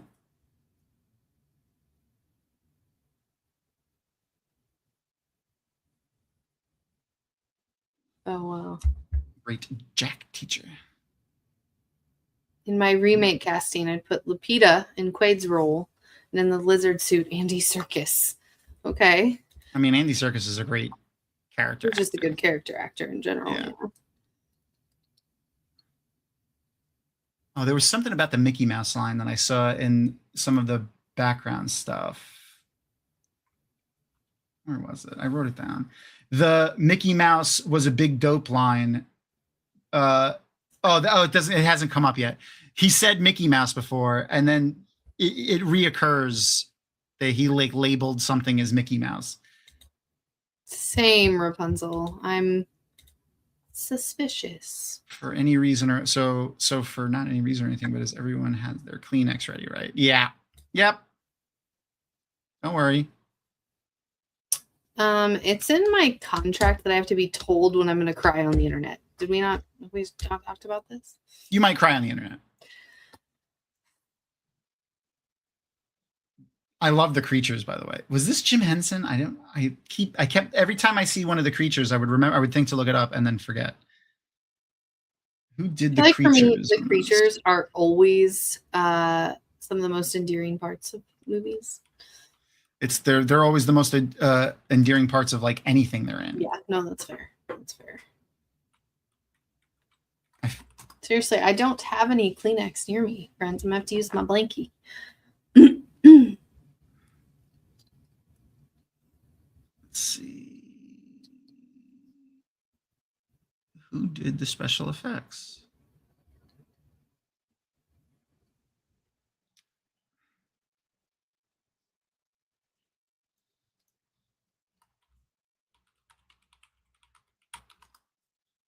That hair is terrible. Like they picked that hair for this.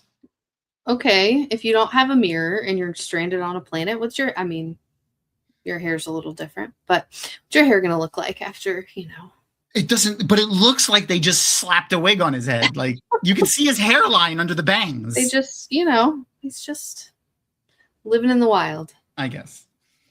I like the beard though. It's good.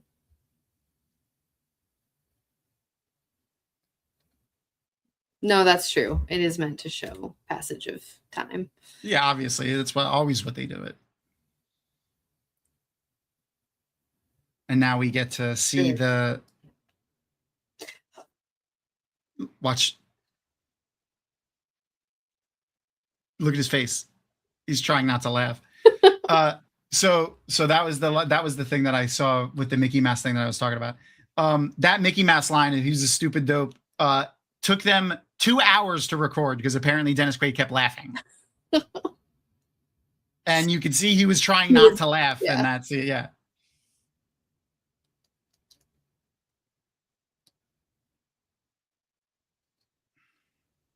I feel like he was laying on his face in the dirt a little too long. But his face is shockingly clean. Hello, Zone. Hopefully it's not a bot. So we are currently having a watch party rewatching Enemy Mine, 1985. It's a Dennis Quaid movie. We will put. There should be a link popping up in. Actually, I'll post a link on how to join our watch party in a second, so you can watch along if you'd like. Okay, that thing is terrifying. It's a giant tail with teeth. This movie is called Enemy Mine, as in enemy mine, mine enemy.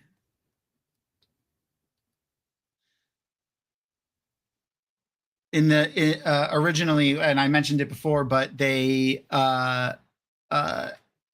some of the producers in the studio thought it was going to be too difficult for the American audience to understand that this was an enemy of mine, enemy mine, and they wanted to shoehorn in some storyline about mines so that they didn't get I don't confused.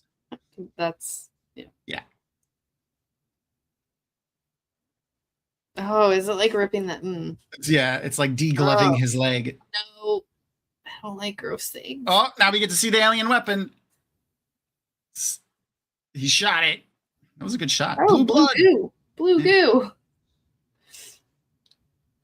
That's such not like tactically like a good weapon. Like the way it's held, and oh my god. I forgot that we saw that thing. Looks like a Rancor a little bit. Kind of. Yeah. So that was just like warm. I want to remind again, the sets here are reused sets from the Neverending Story, which I loved when I saw it. Oh no, Aaron. Tom. What happened? What Leo tried to take her out.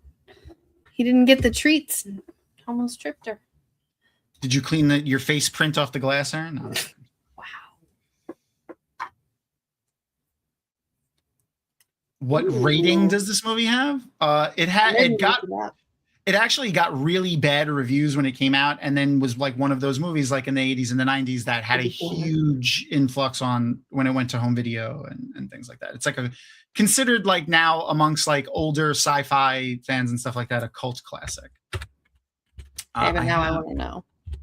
Oh, like what its rating? Yeah. So I have the thing somewhere.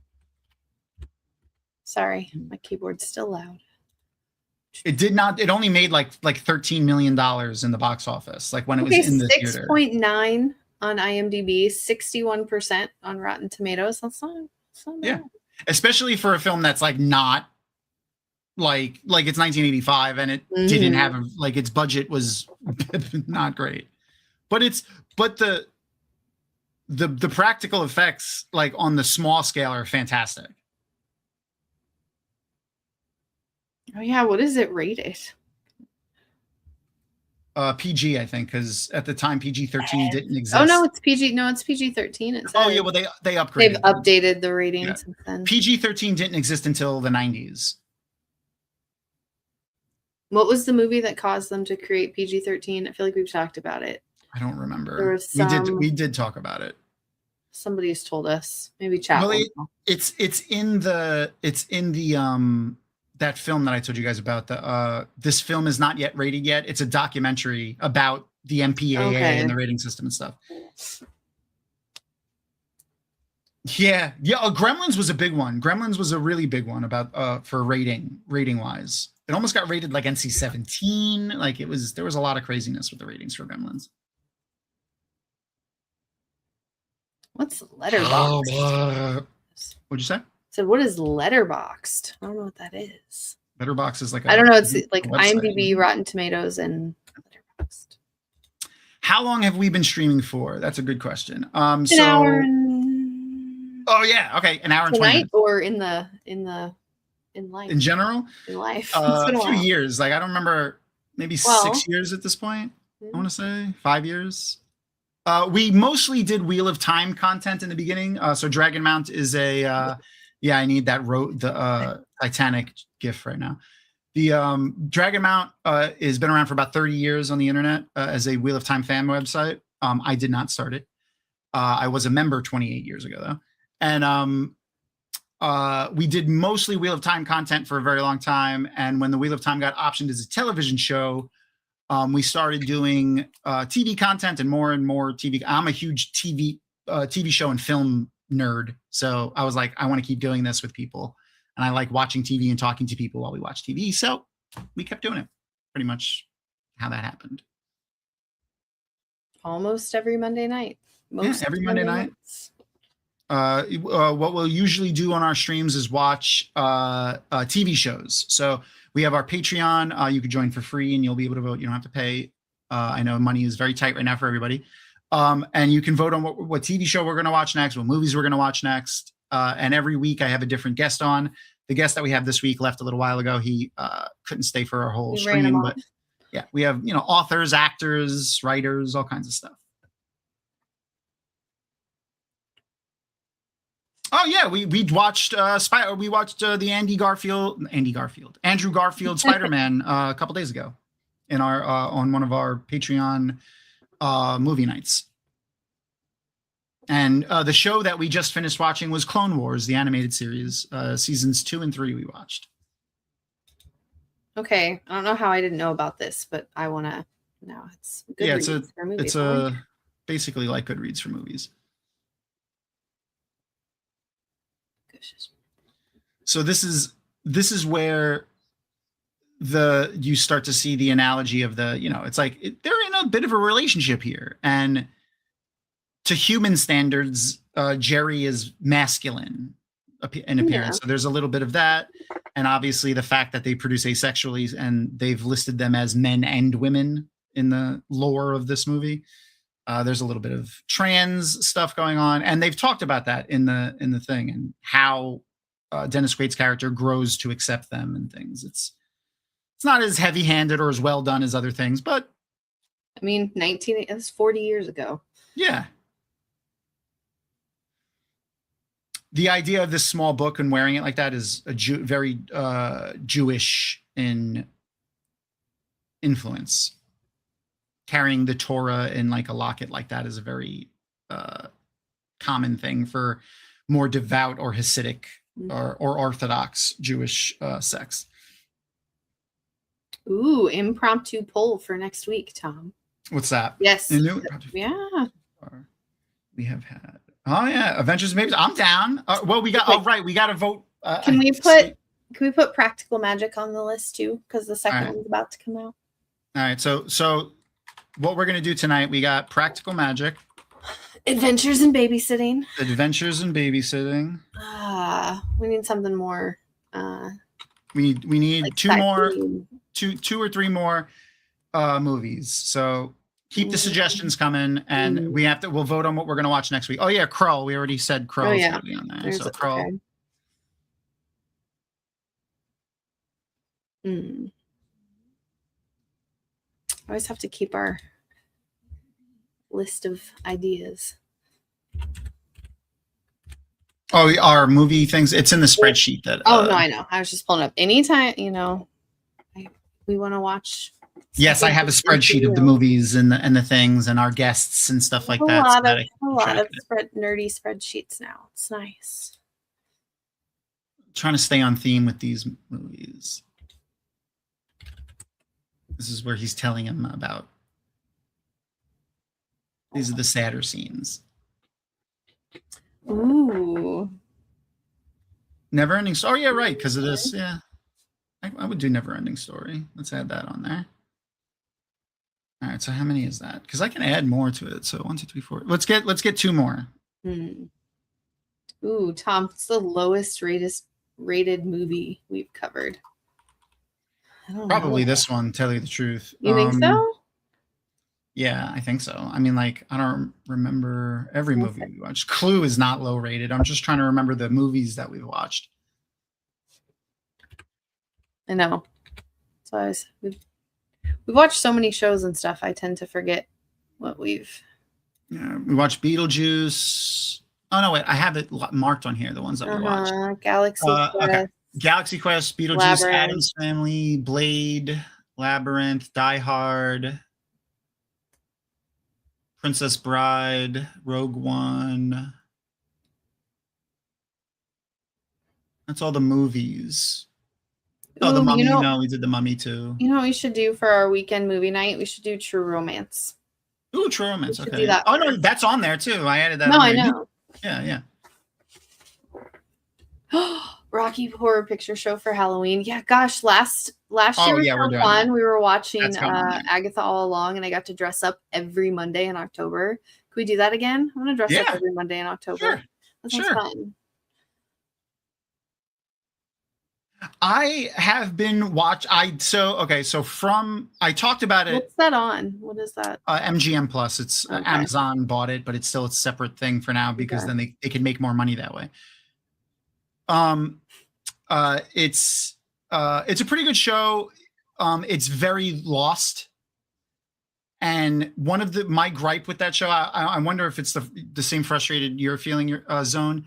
The frustration I'm feeling with that show is that, like Lost, and one of the things that made it very frustrating about it is they just keep asking more questions. Like more questions about what the fuck is going on keeps coming up, and there have been very little to no answers. Every time you think you're going to get an answer or something is going to go, it's just another fucking question, and it's very frustrating. It's like the story doesn't really move. So there's no resolution to anything. There's been no resolution to anything yet, and it's just more odder, weird things and questions, and it just makes me want to smash my face into the fucking wall while I'm watching. That makes you wonder, like, are the writers in the room like arguing with each other, and they're like pushing and pulling for control of the story? I don't know, man.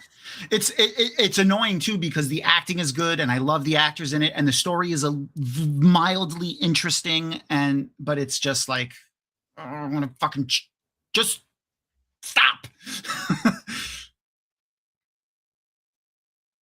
So Halloween's on a Saturday, but we could do Rocky Horror on the 26th. I'm totally down. So we're gonna do Rocky Horror. Fun.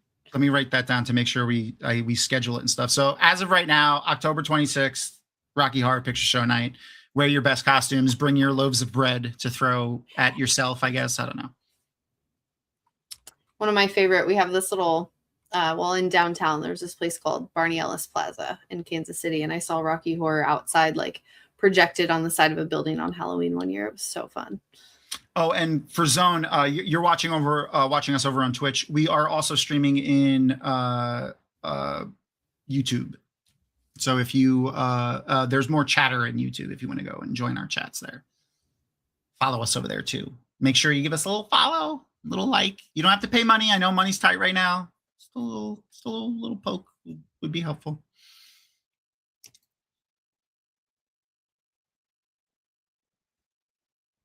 We'll have to be thoughtful in how many movies we watch and our show to fit, so we don't.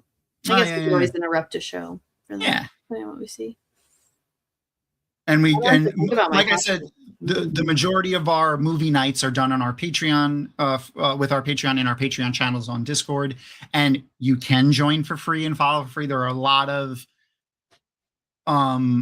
rewards for the free tier, including we host a number of video game servers that we play video games on. So Minecraft, Enshrouded, V Rising, Satisfactory, games like that. So if you join, you can check that out too.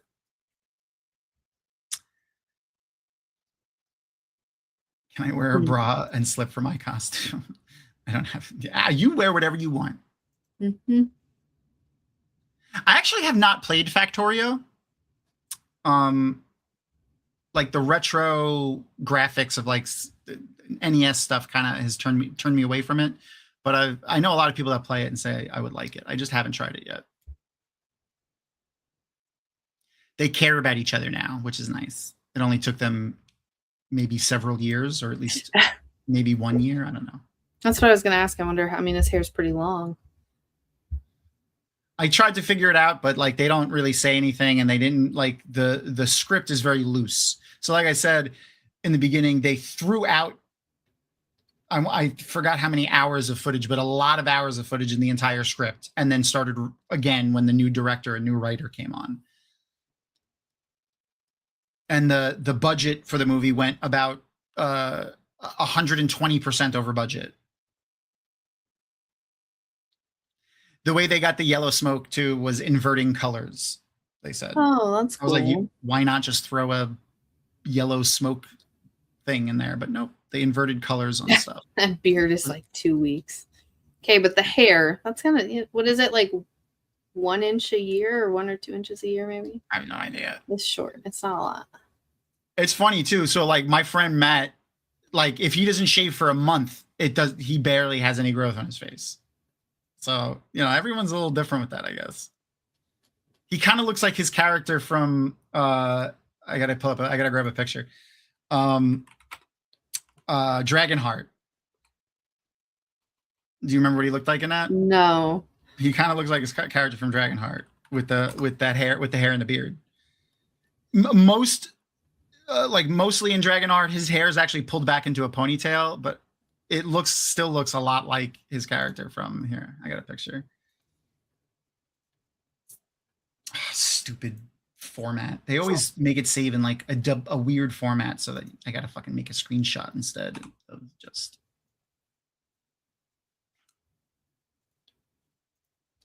But that's another. You know what? I'm adding Dragonheart. I'm making sure Dragonheart's on the list. Not for next week. Say, yeah. Can we recap what we've got on the list? Yeah, I still need another movie for if you want. I'm gonna make a poll before the end of the stream today for what we're gonna watch next week. So, I need another movie. Toss some more movies out. This is his character from Dragonheart, though. Did it pop up? Yeah, there it goes. There we go. Oh, kind of. Little more unkempt here. Yeah. There's some scenes where Pepsi. Wow. There's some scenes where his hair is down in Dragonheart. I just couldn't find any images real quick of it. But you can see he's got long hair. Talk about product placement. Yeah, no joke. Literally just put a Pepsi can on the ground. We'll make it look spacey. Make it have a bulby on the top. That's space cans. Some dude that said that. They were sitting in a room somewhere. It'll look like a space can. No. I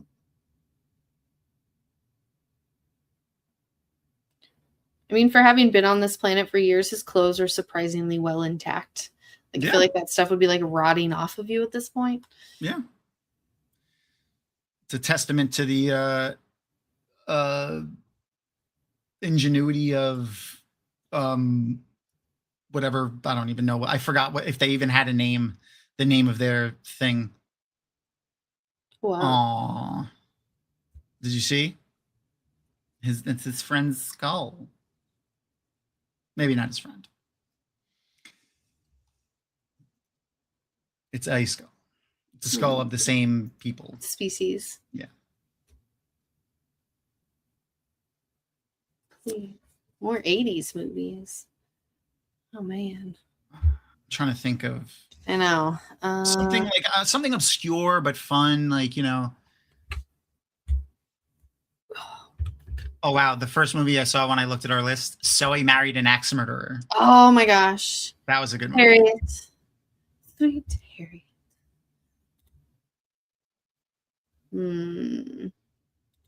Tom, what was oh, Lady Hawk. Oh, Lady Hawk, my bad. I missed it. Thank you.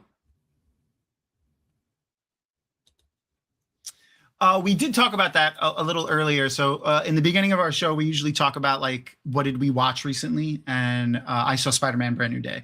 I'm fine with Robert Downey Jr. playing Doom.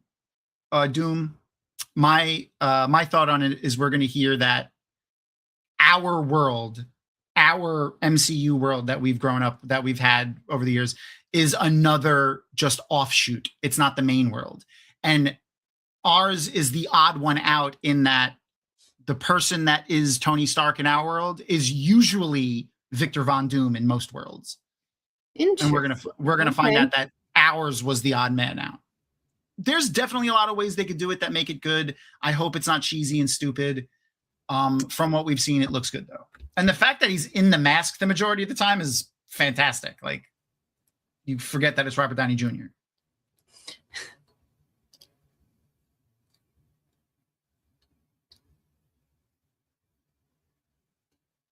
My opinion is they didn't want to cast a new person and have to pay them a shit ton of money. And they already had Robert Downey Jr. going to be in those movies. They just rewrote his role to be Dr. Doom instead of whatever else he was going to fucking do. They already paid him. If they get another actor, they got to pay that guy. I was going to say they put actors under contract for that. Like, hey, you can't do anything outside of while they're it's usually while they're actively it's usually like dependent on stuff. I'm not pissed. Like, a lot of people got pissed because it's Robert Downey. I don't give a shit. As long as it's good, as long as the story's good and it makes sense, cool. Old Drac. Look how happy he is. Look how I love how happy his face, Louis Gossett Jr.'s face is in this.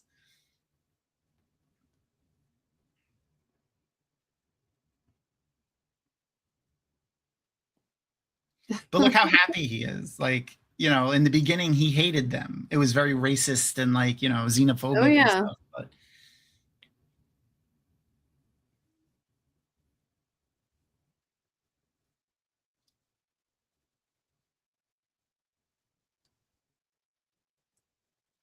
here we go. They don't get to choose to be pregnant. It just happens. That's interesting. That's yeah.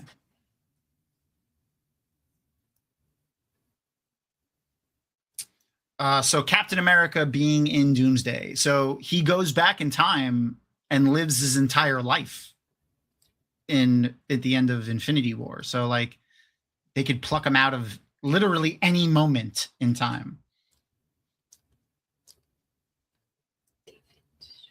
This is why I'm not a big fan of multiverse stuff. I'm glad they're getting away from the multiverse stuff because it's too much.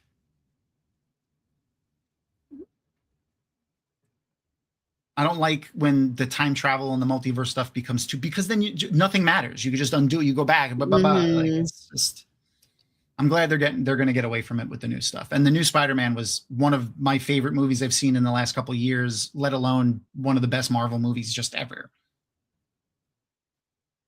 I hope they recognize it in the award season because the acting was phenomenal in it.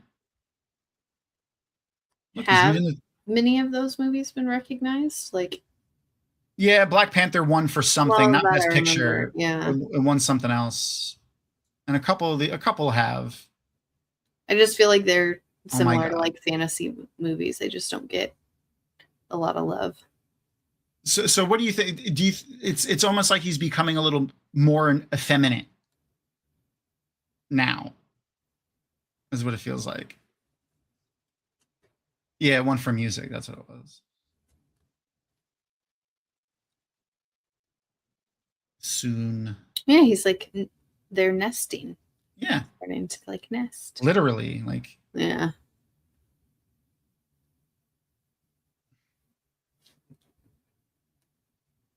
Yeah, I love the Arrowverse too. I actually prefer like the Arrowverse Flash and most of the Arrowverse stuff over the Snyder DCU shit. I'm not one of those Snyder fucking people.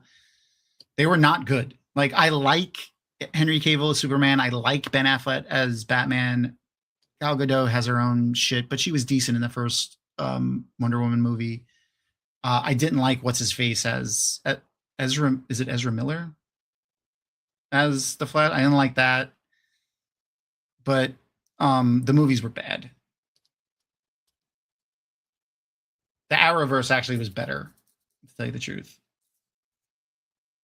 Poorly executed, poorly written. And like they took too many liberties with things and like rushed too much stuff. Oh, the Cavalrine from Deadpool was fucking amazing.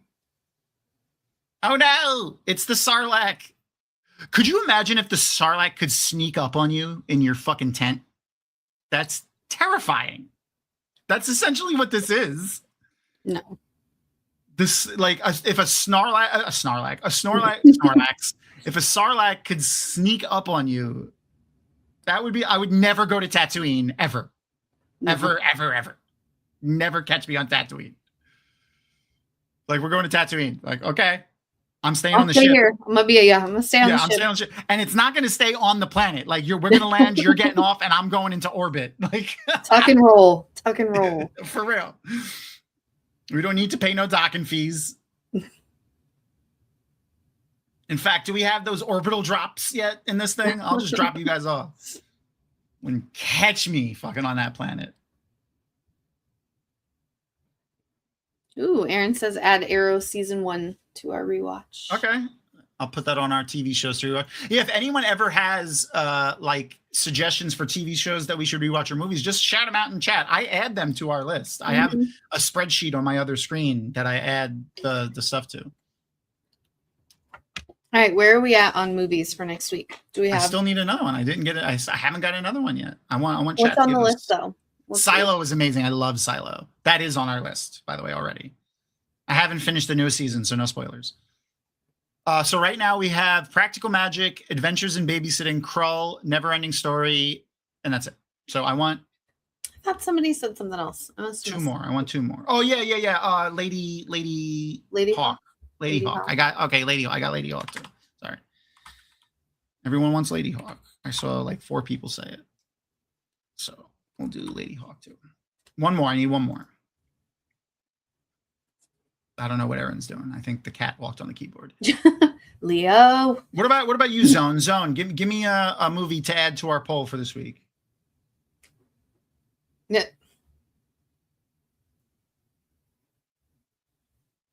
Oh, interesting. I loved Legends of Tomorrow. Aaron, blink once if you're not being held hostage. What's happening? You posted this. I don't know. What does this mean? Well, and then there's now a question mark and a slash. Yeah. Oh, what is happening, Aaron? Someone's walking on her keyboard for sure. It's probably Luther. It might be Leo too. Leo has Wow. Leo has no keyboard etiquette. Wow, man, I can't talk right now. Leo, apparently it was Leo. Yeah, it's Leo.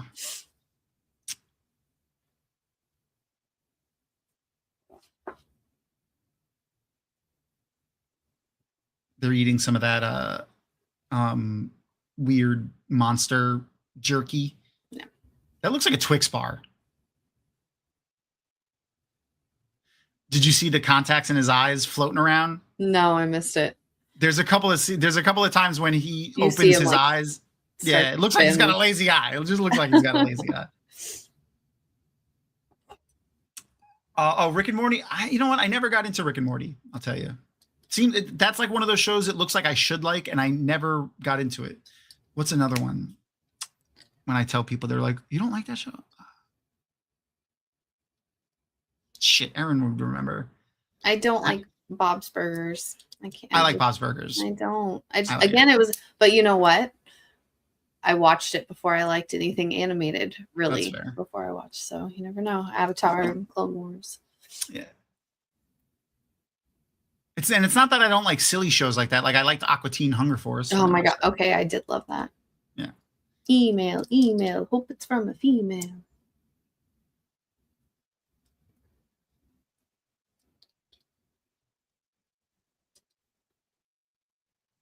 It's like they're meeting each other's families. They're in a relationship. It's like they're in a relationship.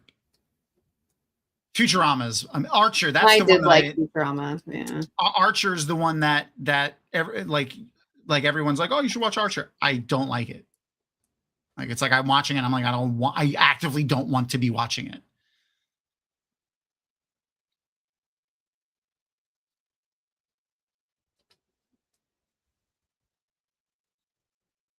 A lot of the dialogue here in these types of scenes was improv too, because they didn't have a script because they threw it all away. Did they have a like timeline to finish this once they threw the script out and spent all the money? Not really, no. Like, okay. So let me go back to my notes here. It had a completely different director at first. His name is Richard Loncraine, best known for Richard III in 1995. Okay. Had a budget of 17 to 18 million. They had been filming for 2 months, and after Fox looked at their dailies and the fact that they were already having budget overruns, they scrapped it and hired a new director. And when the new director came in, they threw Wolfgang Petersen. He threw everything away. I'm just kind of shocked they didn't scrap it all together. If it was that, you know what I mean? I don't. Yeah, if you want to try to get some of your money back from it, especially, I guess, especially in 1990, like 1985, like really pushing this movie. Like it's not like it is now, where the internet didn't exist. Like people didn't know about upcoming movies until like just before they were coming out. Like that is one thing I miss. By the way, I'm curious. You didn't know about movies until it was a preview at a movie that you were seeing. Like yeah. They didn't used to have a lot of stuff. Oh, we have a new friend too. What's up, Daniel? How's it going? I miss the time when movies, like, you didn't know, like, oh, they just had a concept for a new movie and they advertise it. Like, I don't need to know about a movie 5 years before it fucking comes out. Yeah. It's so annoying.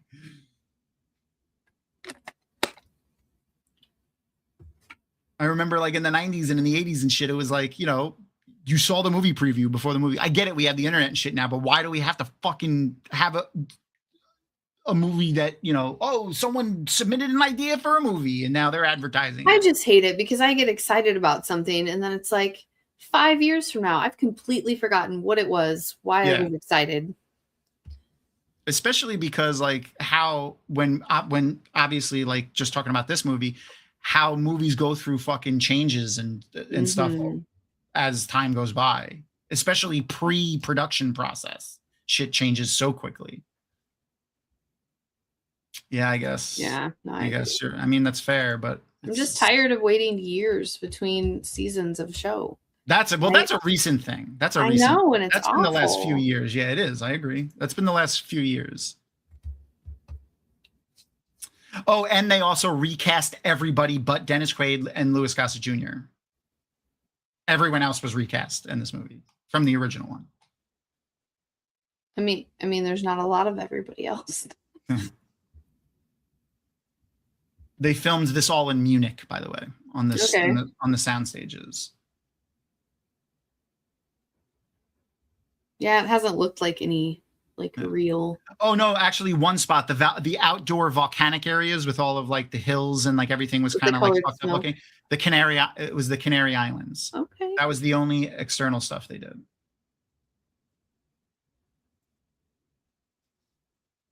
So, Zone. I need a movie. Give me a movie for next for next week.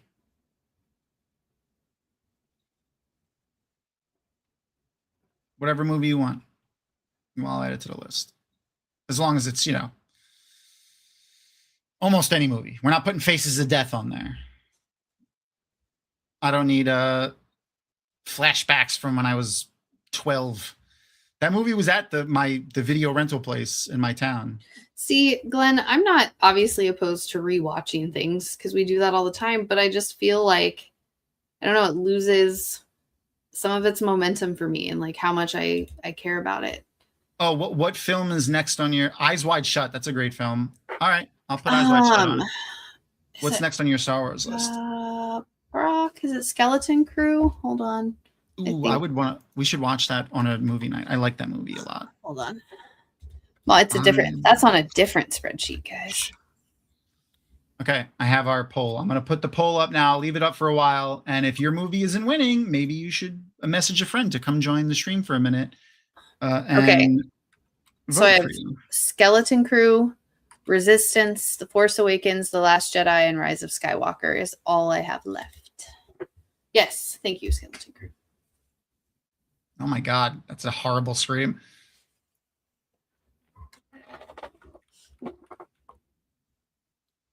That was horrible. Sorry. All right, so we got Practical Magic.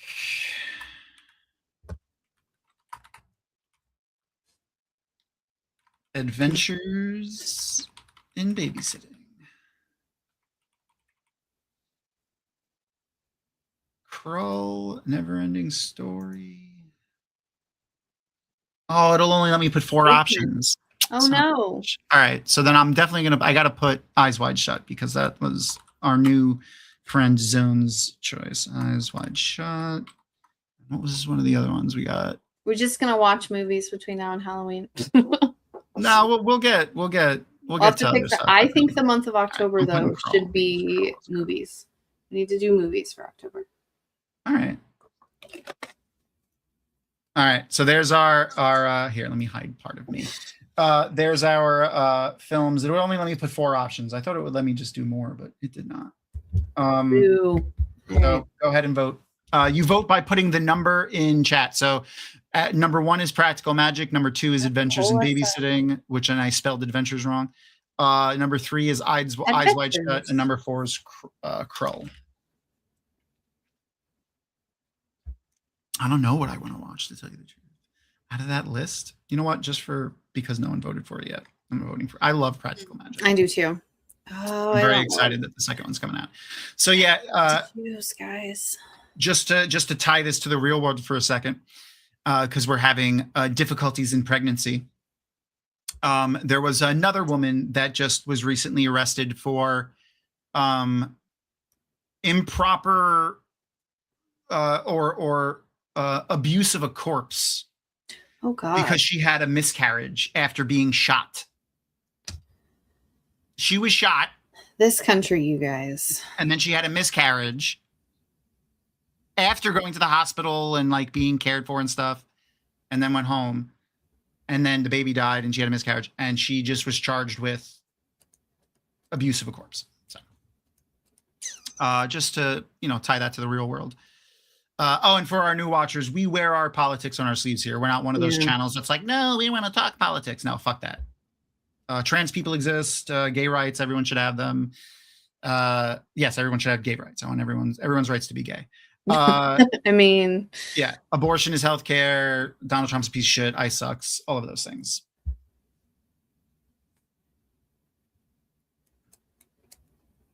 And if that bothers you, you can. Glenn, you get 1 account to vote with. 1, sir. I know what you're doing, friend. Hey, listen, I'll take the analytics. Oh no, Jerry. See, I'm not getting to watch the movie because I'm having to go figure out ways to vote. It's ridiculous. Jerry has passed away. So sad. But you know what? That is a gnarly looking stomach with those fucking like bony protrusions coming off it.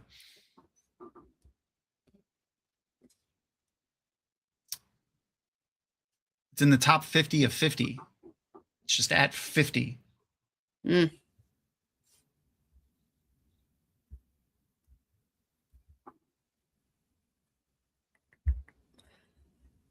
That's horrible. And now he's quite literally ripping Jerry's stomach open with his hands.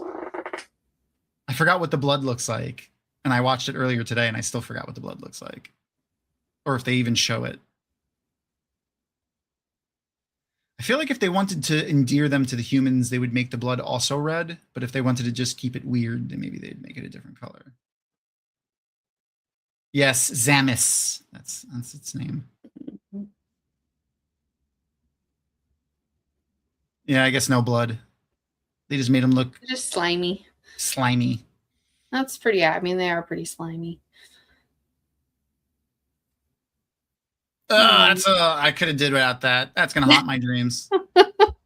Mainly because of the teeth. It's the teeth. Oh yeah, we watched episode 1 of The Lanterns too. I wanted to mention that. Fantastic. The Green Lantern TV show on HBO is amazing. You should watch it. It's rated TVMA. It's basically, if you watch the first season of True Detective, feels a lot like that. Okay, I really liked the first season of True Detective, and then I feel like it just kind of subsequently it didn't get better. It didn't get better. Like Top Gun 2 is one of the propaganda movies that I actually enjoy watching. Like it's totally a military propaganda movie, but I really did enjoy it a lot. Yeah, the Lantern show is Jon Stewart and Hal Jordan being detectives essentially in a town, and simultaneously Hal teaching Jon Stewart how to be a Green Lantern. It's pretty fantastic. Where are we at? We got a tie going on. Ha.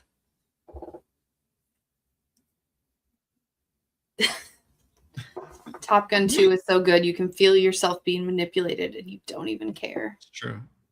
We had our obligatory all male shirtless sports scene in Top Gun 2 as well. Except they played football. Mm-hmm. I forgot who it was. I didn't write it down, but someone on set had a young baby and they recorded the baby making sounds for the baby. Oh, okay. Little newborn babies make the weirdest sounds. Yeah. It's really quite strange. I like how in the year 22 billion and they're, on other planets fighting in alien space wars, Gerber is still a how many product placements have we had now? Gerber, Pepsi. Yeah. I forgot to keep track of product placement in this 1985 fucking movie.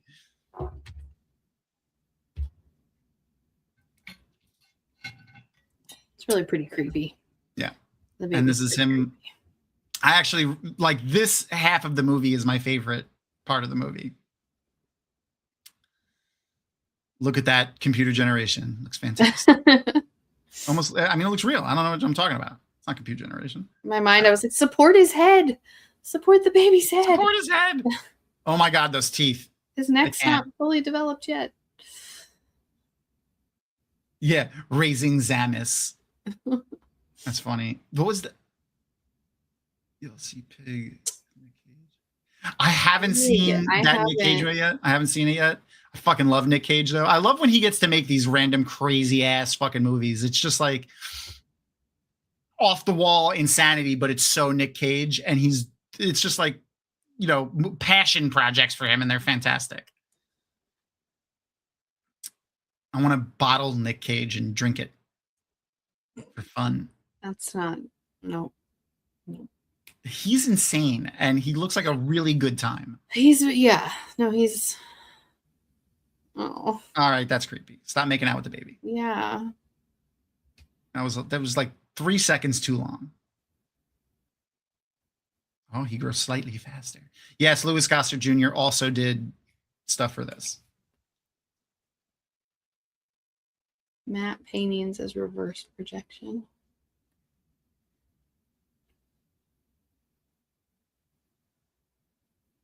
Fingies.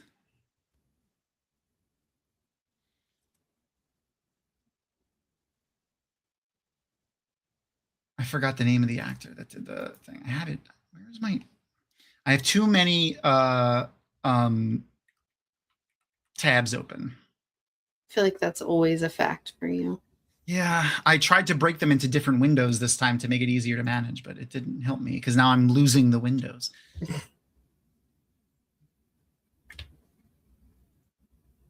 The actor that's playing Zamis, by the way, his name is Bumper Robinson. Okay. He's done a lot of voice work. Oh, also, oddly enough, for a lot of DC stuff, he did. He's done Cyborg a lot in DC stuff. and he's currently doing in the Prime Video animated Batman series that they're doing, Batman the Caped Crusader. He's Lucius Fox in that, who takes a bigger role than the other Lucius Foxes.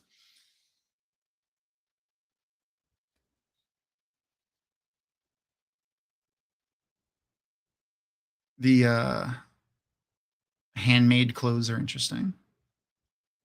And now he gets to see that he's different. So this is where a lot of the heavy allegory of, like, you know, the Black experience and stuff like that comes in. Being raised, you know, he's got to be told that he's different and things like that. For those who have friends that aren't white or aren't white yourself, I'm sure you know about the talk that you have to have usually with younger kids in the US. Sadly. Yeah.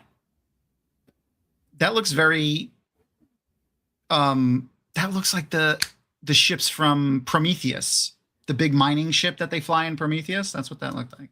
No, wanted to see it again.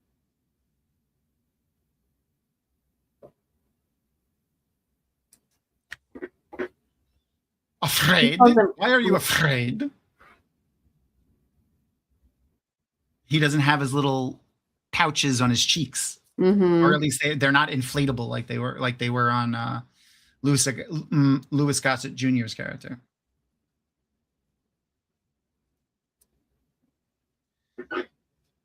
He's only 10. Actually, no, he's 9, because he was 10 when the movie came out, but he was 9 when they were filming this. The kid that's in that costume. This is one of his first movies. Well, I mean, it's his real first major production, and he's in a full prosthetic costume at the age of 9. That's. Did he go on to do anything else? Like, did he become a character actor? Do you look at his? No, he's done a lot of voiceover stuff. Okay. Yeah, he's done mostly voiceover stuff, actually. He's been in a lot of voiceover stuff, though, and a few video games. I'm trying to. He did a ton of voices in the Final Fantasy remake recently. He's been in all of the Walking Dead video games. He plays like 7. I am so sorry. I'm going to apologize for all white people. Yeah. What else? Fallout 76. He did the Spider-Man. He was in the Spider-Man game. Yeah, he's done a lot of video games. Wow. Okay. Most of his stuff is video games, actually, now that I'm scrolling through his stuff. He's done 195 things. Wow. Mostly voice acting. I'm going to I want to go through this now and see if I could pick out how many physical acting things he's done, because, like, it's mostly voice acting. Yeah, because they, like Aaron said, or who said it? I think it was Aaron, because they put him in a prosthetic when he was, 9 years old. And he was like, I never want to do that again. Acting is terrible. I never want to be an actor. The first thing he was in was Cocaine and Blue Eyes. Don't know what that is. In 1983. I don't know what it is either. That's the name of it. Oh my God. He was in the music video that Mr. T made, Be Somebody or Be Somebody's Fool. Wow. Idiot fool. He was in that video. But this was really like the first major thing that he did.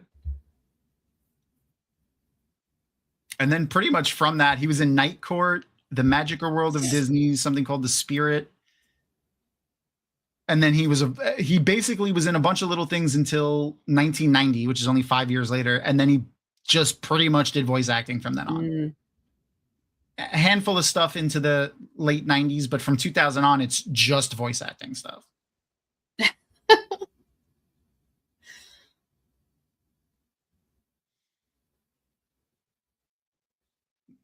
He's got some moves, this kid, though. Yeah. Puts his head down. He's got good control of that ball. Could be a running back. Look at him go.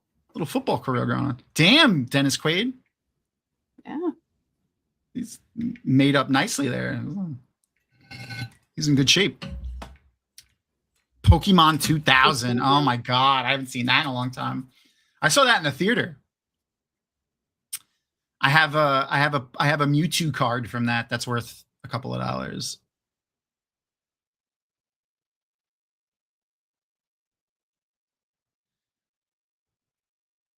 So they've been, and I after rewatching this again, I definitely fully agree that this is Castaway, but the ball can talk. All right, we're down to Practical Magic and Krull. It tied. I mean, we need to just watch Practical Magic. That's all I'm saying. Well, we need to have some more people come in and New vote. rule: Glenn and I are not allowed to vote anymore. Okay.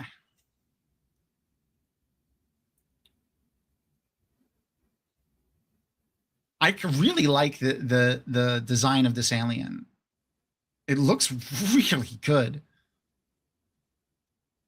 Like, this movie holds up really well when they're doing these contained scenes and, like, you know, stuff. When they try to do the big stuff where it's like they got the computer generation, that's when it falls apart. But these small scenes, like where they're together, still hold up real well. Well, you had to put so much more detail when you were doing things practically. Yeah. I was trying to figure it out. The back of his head like reminds me of the, like, I don't know, it's kind of like a ladybug, maybe a little bit of a cockroach. Insectoid, too. Definitely insectoid, like a carapace. But like the plates, kind of like an armadillo, like his head. The plates are kind of like a. Oh yeah, I can see that because then they overlap too, like that. I really wish. I feel like evolutionarily having those soft sacs on the sides of your head that look like they can go right into your brain, maybe. Oh yeah, it's like a baby. Their soft spot, it just never went away. Never goes away. Yeah.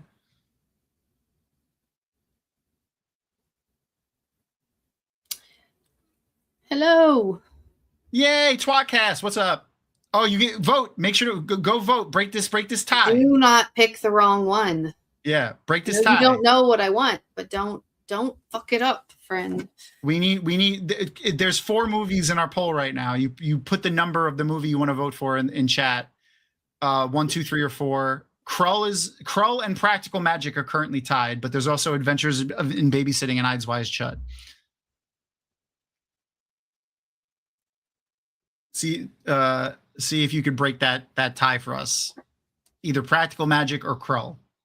I think Joe. If that's Joe, I feel like they're gonna or Krull. This doesn't look bad either. But Joe would be wrong. Apparently, they filmed, like I said, a lot of these exterior volcanic scenes in the Canary Islands in actual volcanic areas. I'll say I'm honestly shocked at how good it looks. So yeah. And I really like how expressive, like the way that they did the makeup, how expressive they've been able to be with their eyes. Oh yeah. Like both the kid and the mouth too. The way the mouth is very minimalistic, like in the makeup. Like there's a lot of stuff there, but they're able to move their mouth, their lips, and around their mouth can still emote very well. And it doesn't just look like they didn't put makeup there for funsies. Like it looks like part of its physiology very well. Oh, I recognize him.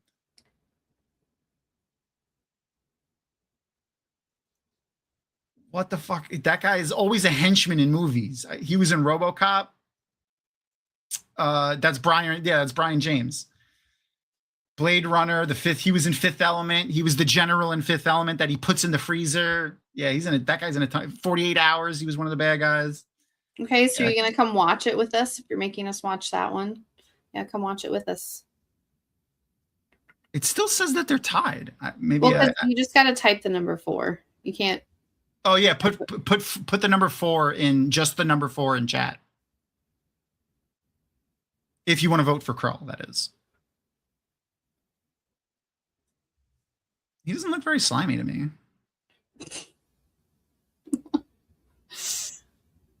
So like this is reminding me a lot of like Avatar. The blue people, Avatar.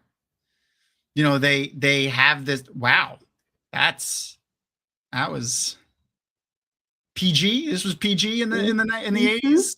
I know it's PG-13 now, but still an arrow through the throat. PG. You're fine. Did I vote? I don't know if I voted. I don't know if you did or not. But my vote might be bad because. No. Okay. I must have voted. I think I voted already. Sometimes pacifism exact savvy. So yeah, this is why I don't support complete pacifism. Mm-hmm. I think everyone should have it as an ideal, like what we strive to be, but like practically you can't just let people kill you. Yeah, this movie couldn't be a tinker. That's what we know. You couldn't. No, I would not be able to be a tinker. I would be like Elias is with the tinkers. I would be friendly with them and stuff like that, but I wouldn't be able to be a tinker. No, I'm not going to just stand there and let people kill people. Aaron knows that. I've gotten us into some hairy situations in public before. Yeah.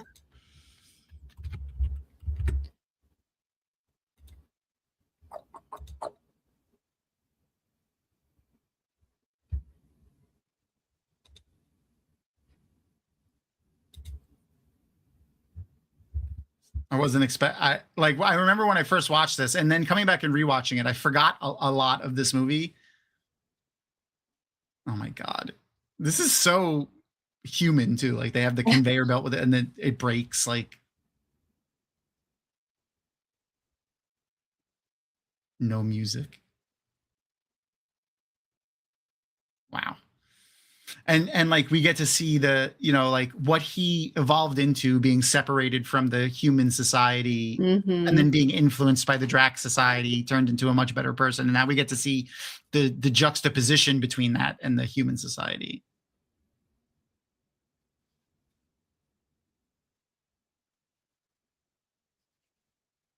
Some guys have all the luck. Protestants. That looked like he was blasting his head on the fucking thing as it was rolling.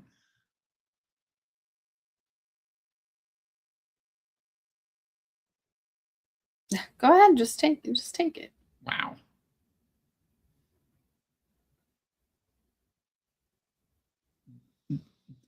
How is this in the future and they can't tell when someone isn't dead? They probably did, like Reverse said, they probably didn't even check.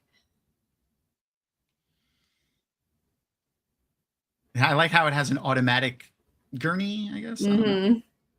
What was the necessity of putting this CG here? Like, future elevators don't have doors?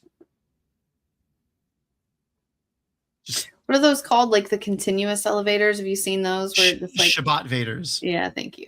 They're for Orthodox Jews during High Holy Days.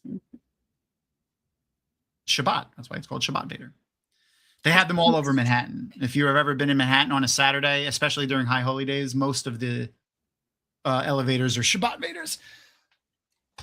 Oh, Crystal, where did you grow up? Zone would like to know in chat. Yeah, no, I'm from the Midwest. So I'm from Kansas City. I grew up in the metro area. I'll give Zone 2 guesses where I grew up. As if he didn't already know. New York, by the way, just outside of Manhattan. And I love that whenever you talk about it, you get just a little bit more New York, just a little bit. I can't control it. It's Portland or Texas. Wow. No, I grew up in New York, just outside of Manhattan. I forgot how long this movie spans, but it's a very long time. Oh, you never heard of that? So yeah, obviously it's in places with large Jewish populations. New York is literally the largest Jewish population on the planet. But on Saturdays and High Holy Days, any building that has an elevator in it usually will have one of them dedicated as a Shabbat vader. And what that is it stops on every floor, and the doors automatically, it goes stopping on every floor on the way up, stopping on every floor on the way down.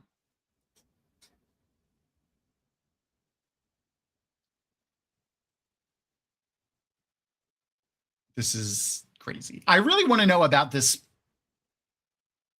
society. Like, freaking weird. Little glass bubbles floating. It looked like I don't know. No, it's interesting. It's such like a Like you could tell the people that made up all of the shit that's around here were not scientists or engineers or stuff. It was just people sitting in like the art development rooms being like, yeah, and then I want a giant glass bubble to float by with people in it. Why? I don't know, it'll look like the future. Spaceships look pretty cool. I was going to say that's pretty cool. Yeah. It's like they're ultra minimalistic in some ways, but then like way too like outlandish and ridiculous in some. I don't know.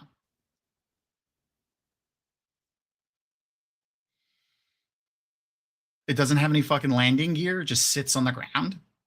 The engines were literally on the ground, just on the ground.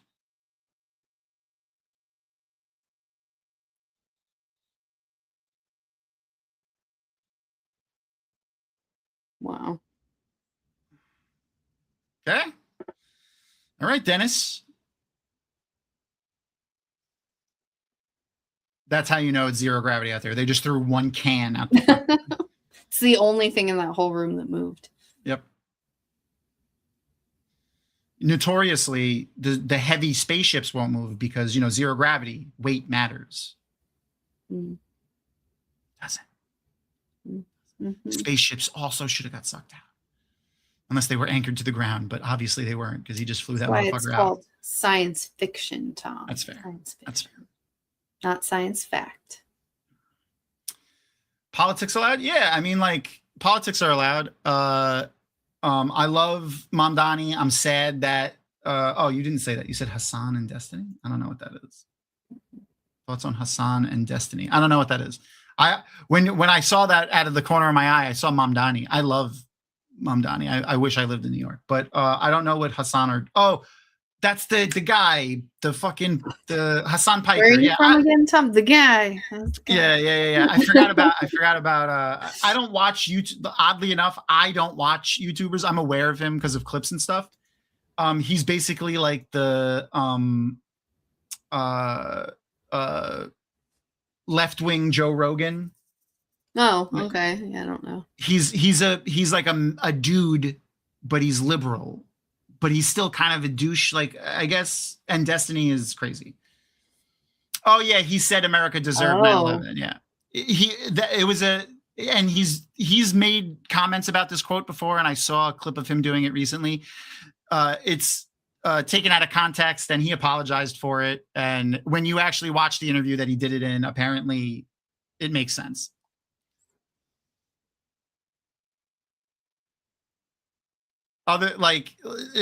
People are latching onto it because he's making headway in a lot of political areas, so they're finding things to attack him with, and that's what they're doing. That it's an old quote from like 10 years ago or something like that, or multiple years ago at least. He looks legitimately scary. Like they did a good job with these villains here. I forgot who Destiny is, to tell you the truth. Is that the one with I don't know, he looks kind of nerdy and he has like a regular hair, but then it's blue for some reason. I don't know. I don't remember him. Like I said, I don't follow a lot of YouTubers and like stuff like that.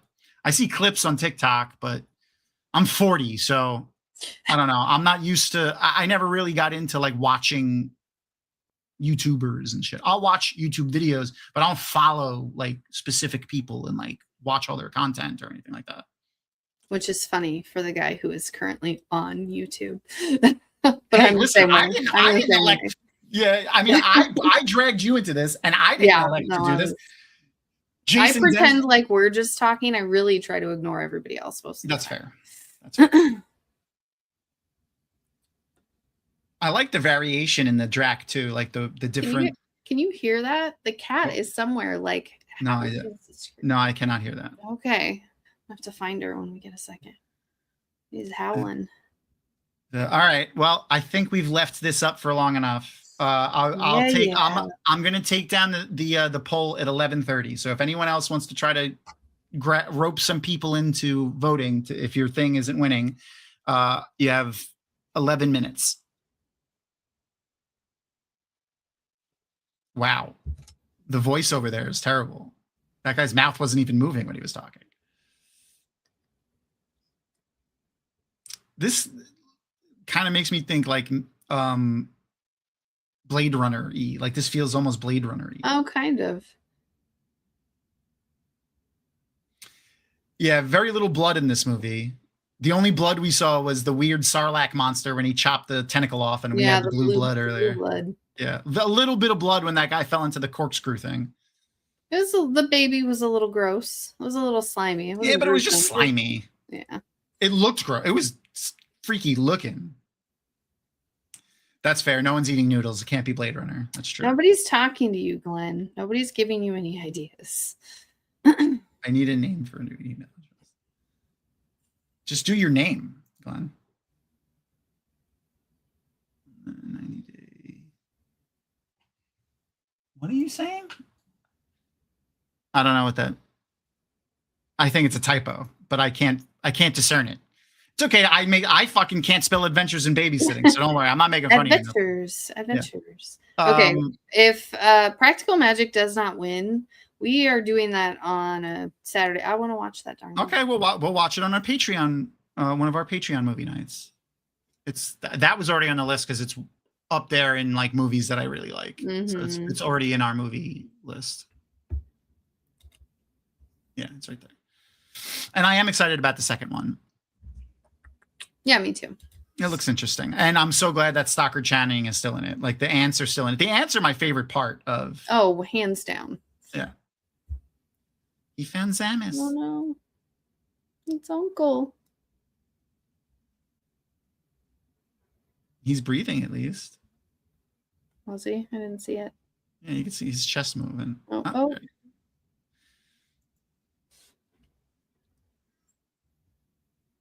I'm just gonna put Yeah. He's lifting the car off the baby here. This is that adrenaline. I like my back feels bad. Him pulling on that thing with your knees. Yeah. I'm gonna lift with my back in a jerking, twisting motion. Very quickly. Damn, Dennis Quaid, an animal screaming. Brion James, that's who that is. Just like the forever henchman. Mm.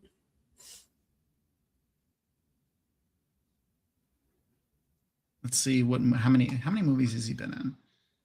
179 movies this guy's been in. Who? Which one? This guy? That guy, yeah, the one with the goatee and the scar on his face. What's his name? Brion James, I think. Okay. Yeah, Brion. He was in Blade Runner, actually. He just scrolled past it. Where is it? Blade Runner. Oh, he was in the Blade Runner video game. He did a voice. He was in the Blade Runner movie, though. He played the same character. Yeah, Brion James. Except he spells it with an O. It's Brion James. Brion.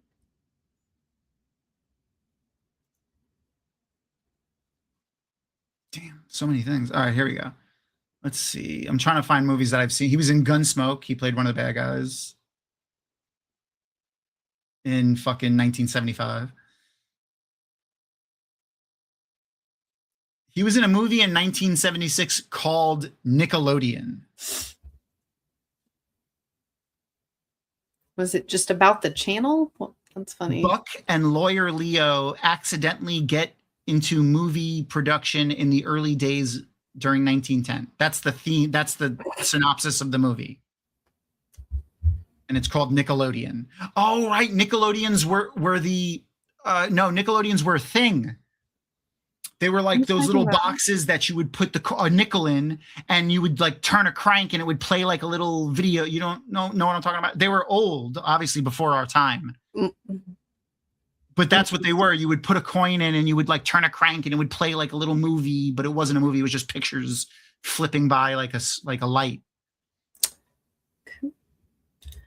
Ooh. So I'll be honest, I don't really love the movies, but I loved the video games. I'm excited about the new one. The new one looks really good. Like I haven't even seen the new one yet, and I would hesitate to say the new one is probably my favorite one. Even though you haven't seen it.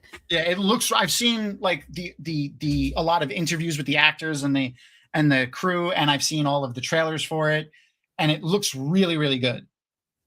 It feels like Resident Evil 1 and Resident Evil 2. No, it's completely different. It's I forgot the name of the guy that's really famous. Hold on. The new Resident Evil that's coming out. It's coming out this year. It's a completely new film. It's nothing to do with the original one. Zach Krager is making it. Okay. It feels very like Resident Evil 1, Resident Evil 2. Like you get that feeling while I saw it in the things. And a lot of it is actually in the third person, which is cool. That's cool. See, that was the first video game that like ever gave me a jump scare. I was playing it alone in my apartment on my Nintendo GameCube. Oh yeah, that's hilarious. My GameCube. I miss my GameCube. We played so much Smash Brothers. Machine. Yeah, it was scary. I loved those games. I think Resident Evil 5 was probably the one I played the most. But I love horror movies, and he's known for Barbarian and Weapons, which were two of my favorite horror movies of the last few years. Barbarian is a little body horror-y and like it's a little gross for people, but Weapons was fantastic. Like was really, really, really good. And he's done a lot of stuff.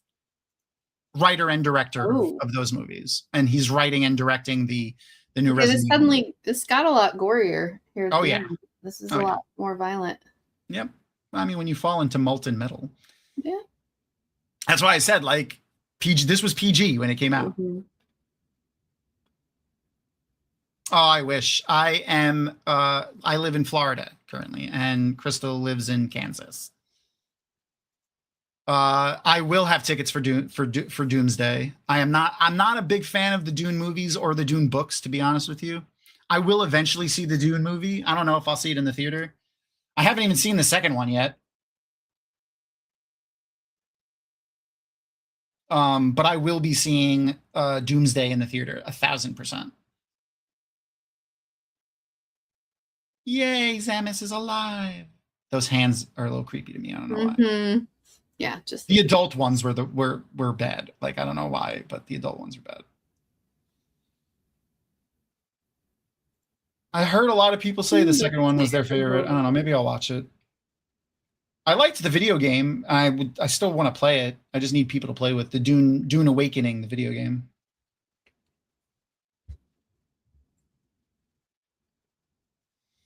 Yeah, I don't know. I've just never been a big fan of Dune, so I'm not super excited about it. But I'm glad for people that like it. You know, I don't think it's bad or anything. I just don't like it. All right. Well, Kroll got another vote, and it is. Oh, we still got 3 minutes, so we still got 3 minutes. If anyone wants to get anyone in for the polls. Oh, are you kidding me? You know how many hours I played Halo? Like the first Halo. That was the first-person shooter I ever played. Was Halo. I mean, we used to have LAN parties with 3 Xboxes and 3 TVs. We used to and this is before the internet was big. We used to we figured out how to do this without looking it up. We didn't know it was a thing. We blew the Warthog onto the top of the Blood Gulch map and we drive around on top of the Blood Gulch map. So much nonsense. Aaron, you don't move the cat. You sit on the floor. Exactly. Terrible. It's absolutely terrible. I have not finished the Helmsworth, the Liam Helmsworth season of The Witcher. I watched the first 2 episodes and I was like, nope. I just couldn't get behind him as Witcher. Yeah, this scene is gorgeous. It's so it really is. Willis Stavage. Aww. So he became part of the family. Yeah. It almost seems like an art movie. Kind of, yeah. Brion James had top billing there. He was the first name. I mean, he had top billing after the Louis Gossett Jr. and Dennis Quaid because they showed their names in the beginning of the movie, but he was the first name they showed at the beginning of these credits. All right. Well, that is our watch. So if you're in our Discord watching, I will end, the stage is ending. So because we're not going to watch any more movies tonight, but you got 1 more minute and then we'll find out what we're watching next week because we're not going to start a new show yet. If you're not already following us over on Patreon, you could follow for free. I've like always, like if you want to join for the higher tiers, there are other rewards for them. You can check them out yourself.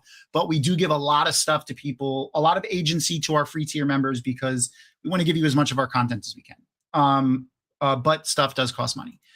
Like I said, one of the bigger things that we do, even for our free tier, is we host multiple video game servers for lots of different video games. If you go and follow us on Patreon, you'll be able to find the information for that. But the other thing is voting on what we're going to watch and what we're going to read, because we have a book club. So like I said earlier, for our new friend over on Twitch, Zone, Dragonmount was originally founded as a fan website for the Wheel of Time book series. And we have very close ties with the author, the original author, and the group that works with it, and the publishing company, Tor. Tor is one of our official sponsors.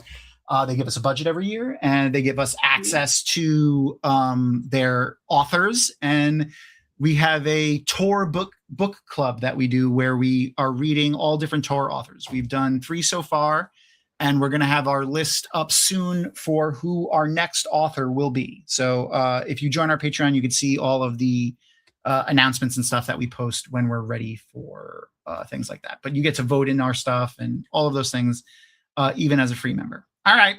Well, looks like next week we're watching Crow. Have you ever seen it? I've not seen it, and it's Joe's fault. Now he has to come hang out.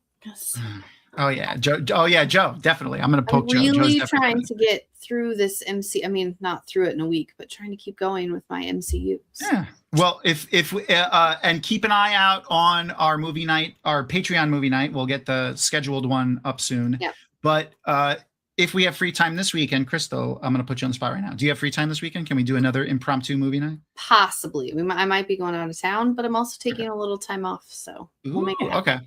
All right. So I will post. You'll see in our Discord and on our Patreon. It might have to be Friday. We'll see. If we do an impromptu one, maybe on Friday. We'll see. That'll be fun. And it'll probably be Marvel and/or Star Wars related, as Crystal has the list of movies that she's working through. There's only 90 things on the list.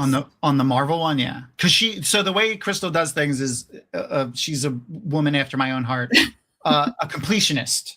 If you're gonna do it, you got to do it. You got to do it all. Yeah. So she's currently watching every canon MCU project, including the shows and everything. I'm on 17, I think. Yeah, 17. Thor: Dark World is my next. Oh, that sucks. I know. We didn't do anything. Oh, no. If the audio is cutting out, I'm sorry. I hope it comes back.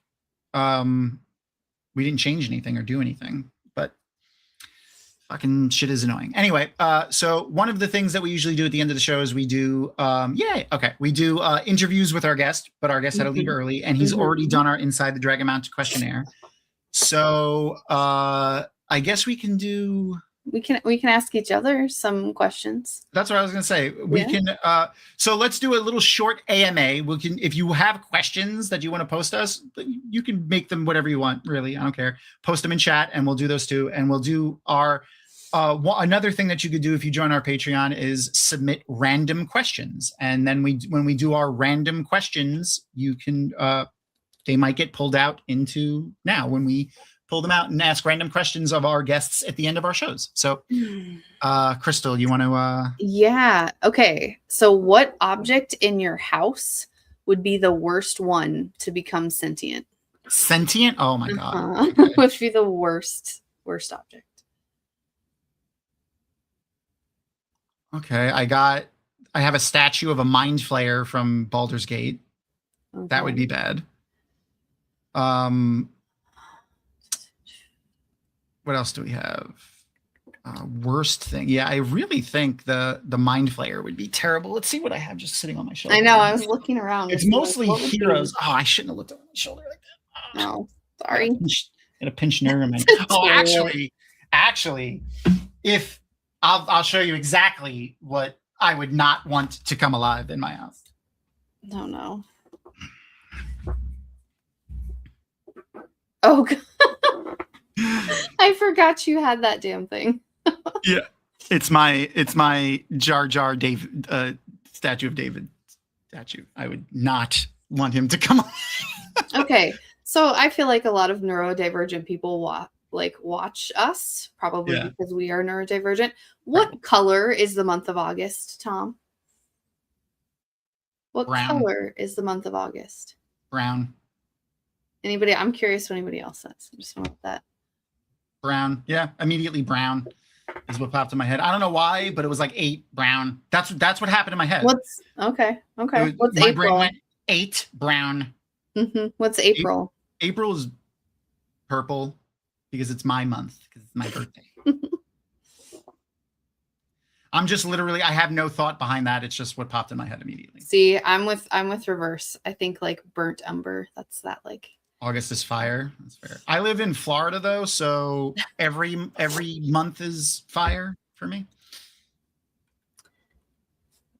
Oh gosh, Tom, this one. There's my spreadsheet. I was looking for my spreadsheet with the random questions. No, it's fine. So this one's just you were too slow.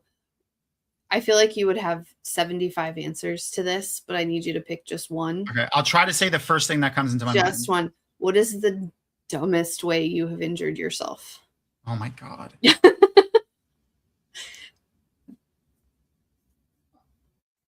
Dumbest way. I mean, There's been a lot in the last couple of years. yeah, I mean, like I shot a nail gun nail through my finger. Like, and it was dumb because so like I'm trying to look for something. Okay, here's something, just a random thing. So like, say I was nailing something on this, like on this thing, right? I grabbed it, I was holding it like this, and then I took the nail gun and put the nail in it while holding it like this. So it And just went, the nail went right through this finger okay. and came out this side and went through the bone. I never, like, I'm trying to think of another time I hurt Aaron's myself. brother broke his ankle just standing up. That's true. Yeah, he just stood up from the couch and broke his ankle. I remember Okay, that. Brock, He was- how did you? I'm gonna want that story. How you felt? I'm trying to, Aaron, what's a dumb way that I've hurt myself? I don't remember. I mean, she knows better than me because we've been together almost 20 years now. I mean, the craziest thing was when I buried myself alive at work. You buried yourself. You I whittled yourself. I got too. buried alive at work. Oh yeah, I was whittling like wood Yeah, at 2:00 in the morning. because that's what you do. Yeah, and you probably won't be able to see it, but it's not zooming in on my finger. Focus on my finger. It's not going to focus on my finger. Yeah, Rapunzel says narrow it down to this month. This Yeah, it's not calendar focusing. year. There's a really good visible scar across the tip of my finger, and it's numb. Like the tip of my finger is numb from that. They had to put like 5 stitches in the tip of my thumb. Oh no! When I caught the pocket knife and it stabbed me in the web of my hand. That was the dumbest one. Okay. When I caught the pocket knife and it stabbed me in the web of my hand. That's the dumbest one. Somebody got Okay. their ear caught in a car door. I don't. What? Who said that? Gnomon Garden. How do you get your ear? Like, how do you? And to have some larger ears. Motherfucker, I've met you. Your ears are not that big. No, he said someone he knows. Oh, okay. But how big would their ears have to be to get stuck in there? Yeah, that's crazy. All right, so let's see. Pick a number between 1 and 35. It's got to be an even number, 32. 32. What word did you mispronounce when you first said it out loud after reading it? After only reading it. Gosh. Well, it has to be Wheel of Time. God, there's 25 of them. The biggest one that comes to mind is Kyrian. I always called it Kareen until I started hanging out with you guys. That's not bad. Yeah, Wheel of Time words. I still say ale in my head. Oh, yeah. Like I know it's Aiel, but I know that Nynaeve wasn't. I used to call her something else when I was reading. I don't remember now what it was, what it used to be. What color do you use in your hair to get that vivid color? Oh, very- well, I I love that go and get it done, but then I use something called Caracolor to keep it vivid, which is like a conditioner that puts color in your hair. And I do the blue and the purple. So the conditioner is also It's called colored, a clenditioner. It's like a cleanser conditioner and it puts color in it. but I do it like has once a color. month. Like Mhm. it is purple. The I conditioner. have is- to wear gloves to do it or my hands will turn That's purple. Okay, Yeah. that's cool. That's cool. What word in general do you avoid saying because you can't say it right? Oh my God. I don't avoid any of them. I just say them wrong and then stutter 5 times and then try to say it right. I have more words that I spell, like, that I type incorrectly. Okay. No, I got one. Sorry. Go ahead. You finish. No. I was just saying there's more things that I like type incorrectly that I try not to type. Yeah. Even if I know how to spell it. Almost every single time I write the word the or end, it's THE or TEH and ADN. Like every time I write it for the first time, then I have to go back and rewrite it. That's funny. I did it like the word just, every time I type it on my phone. People who text me a lot, it's always JSUT, and I don't know. Yeah. The what was the other thing? Someone just said, a word that you avoid saying. I had a thought for that. Oh, I figured since we're all neurodivergent, and I'm totally gonna put Aaron on blast for this. What is something that like a word that you forgot how to say, and then like you made up something to say in its place? And as an example, I'll give you one that Erin did. She forgot the word airport, and she called it a plane station. So now we in our house to go to the plane station. Yeah, we refer to airports in our house as plane stations. Do you have anything that you've done like that? I think the closest thing is just like house pants. Like instead of pajamas, it's my house pants. I do that too. House pants. Except I have my. Well, no, actually, I don't. Erin has her working pajamas and then her sleeping pajamas, so that she changes brain fog words. Yeah, there you go. See, there's my Lisdexia kicking in. Brain fog words. Okay, and then Zone asked, okay, how do you humanize with MAGA family members if you're forced to be around them sometimes? So honestly, and this is not for everybody. Like, this is something that I've noticed that when I made this change in my life, it made me feel better. I started being honest all the time and not swallowing my words and not, that. And I basically make myself as an allergy for those I don't want around me. But it's not that I don't want you around me. If you can't handle being around me because I'm going to be honest with you, then you will remove yourself and I don't have to do it myself. So honestly, like, depending on how bad they are, I don't talk to them. I have my chosen family, which is mostly made up of everyone here. Yeah. And I spend time with you guys and with my few chosen family members in our local area. I've talked about our friends that we had live with us for a few months when they lost their house in the hurricane. And then randomly our new person that we just became best friends with immediately. I say new, we've been friends with her for like a year and a half at this point now. Her name's Jillian. She posted on our neighborhood Facebook group that she wanted to learn how to play D&D. And I was going to immediately message her. And then I was like, I'm going to have Erin message her because I'm sure 9 million weird, creepy dudes have messaged her offering to teach her how to play D&D. And yeah, and I was right, by the way. And Erin messaged her and then we played D&D and now she has become like our best friend almost immediately.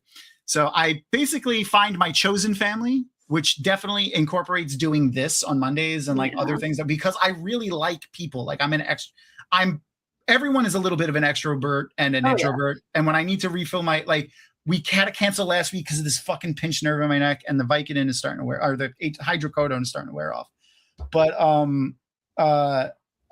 I was thinking about, like, Rapunzel asked me earlier, like, how I was feeling. And I was like, oh, my fucking neck is killing me and my elbow hurts. But I missed hanging out with everybody. So like, I was like, I need to refill my people battery. No, I'm actually, and this is something that a lot of people, even people in the United States, if you haven't traveled to Florida, don't realize. Not that what you said is, it's just how far Miami is from me. Miami is 6.5 hours from me. Florida is a huge fucking state. You don't realize how big it is until you have to drive through it. Like I live in the Tampa Bay area. I live in like just outside of North Tampa. And it takes, once you hit the border of Florida, it still takes 4.5 hours to get here. It's crazy. Absolutely crazy. Yeah, I live all the way inside the penis, though. We're in the shaft, right in the middle. I don't want to live on the edges. I don't want to live anywhere near the water anymore. But yeah, no, I'm happy with where we are right now. If only because of the cost. I mean, I moved out of New York because we were paying less than we pay for this house for a 1-bedroom apartment in somebody's basement. Like not an apartment in an apartment building, like a mom and daughter where you have it like, you know, a 1-bedroom apartment in the basement. Yeah. That's where we were living with nothing included. We had to pay our own electric, our own heat, our own like it was basic. And we go to Disney probably 3 times a month, I would say. We have annual pass. Basically all we do is go to Disney, and I do stuff like this. Oh, that's cool. Yeah, Brandon is actually not far from us. Brandon is actually not far. It's like 45 minutes from us where we are right now. Okay, so back to our random questions after that tangent we went off on. I forgot whose turn it was. Well, I'm going to do faster now. So, okay. Because I have it in front of me. Okay, what's a useless talent that you have? Oh, God. Like a bar trick or something? Oh, man, I don't know. I mean, I think all of my talents are useful. Oh, okay. I thought you were going to say useless. No, useful. Okay, good. I like that. Gosh, it's been a number of years, but I honestly really used to be able to do the thing with I could tie like a cherry stem with my tongue. I could do that. I can't do that anymore. It's been 20 years since I attempted something like that. Okay. Oh, and I can juggle, but only with 3 balls. I can't it's juggle. 1 circle. I can't, that's it. It's not super. I can't do. I can do things with like 2 different things with each hand if I'm not thinking about it. And juggling it's because I can't not think about the juggling because the balls are passing through my vision. In front of your, they're going through your field of vision. I can't do it. I can't do it. I can't juggle. I just start going like, and it's bad. I can't do it. You have to not watch them. You have to just like get it by. It's really rhythm. Yeah. Just rhythm. Okay. If you had to fight one Disney character, who are you fighting? Oh, man. Just one. All right. What are the rules for the fight? What do you mean? Are there any rules? No. So you I can pick elect someone that you can beat. Like, you know. that I could beat. I can't just willfully lose the fight. Because if I could willfully lose the fight, my answer is Maleficent. Okay. If I could just stand there and let I get to be in the room with Maleficent, I'm happy. Someone that I could beat though, Pinocchio. That little fucking puppet. I got no problem with that. It's not a person. It's wood. I think I could beat. I think too many of the other Disney characters have magical powers that I'm not going to be able to. Not to the death. It's Disney. I mean, I know Disney does have a lot of death, but no. They do. Just, you know. I can only kill somebody if they're someone's parent. It's a Disney movie. Yeah, that's God. This is so true. Let's see. Oh.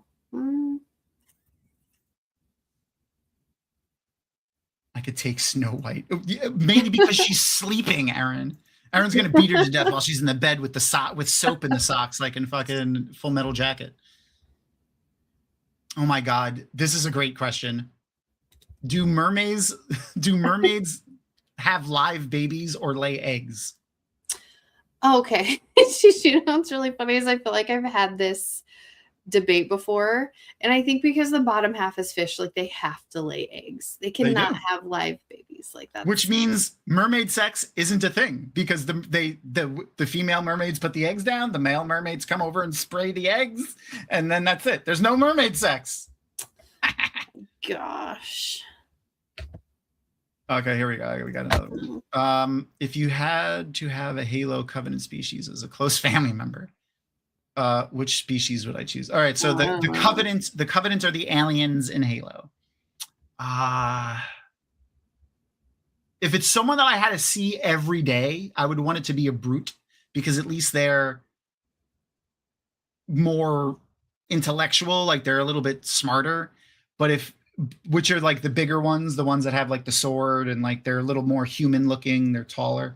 If it was someone that I didn't need to see all the time, I would want one of those little annoying things that look like goblins that have high-pitched voices and run around because they would be fun to like mess with and like have as a family member. As long as I didn't need to see them every day. If they lived in the house with me, I would be miserable.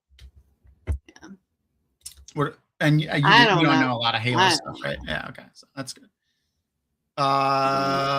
What's a conspiracy theory that you low-key believe is true?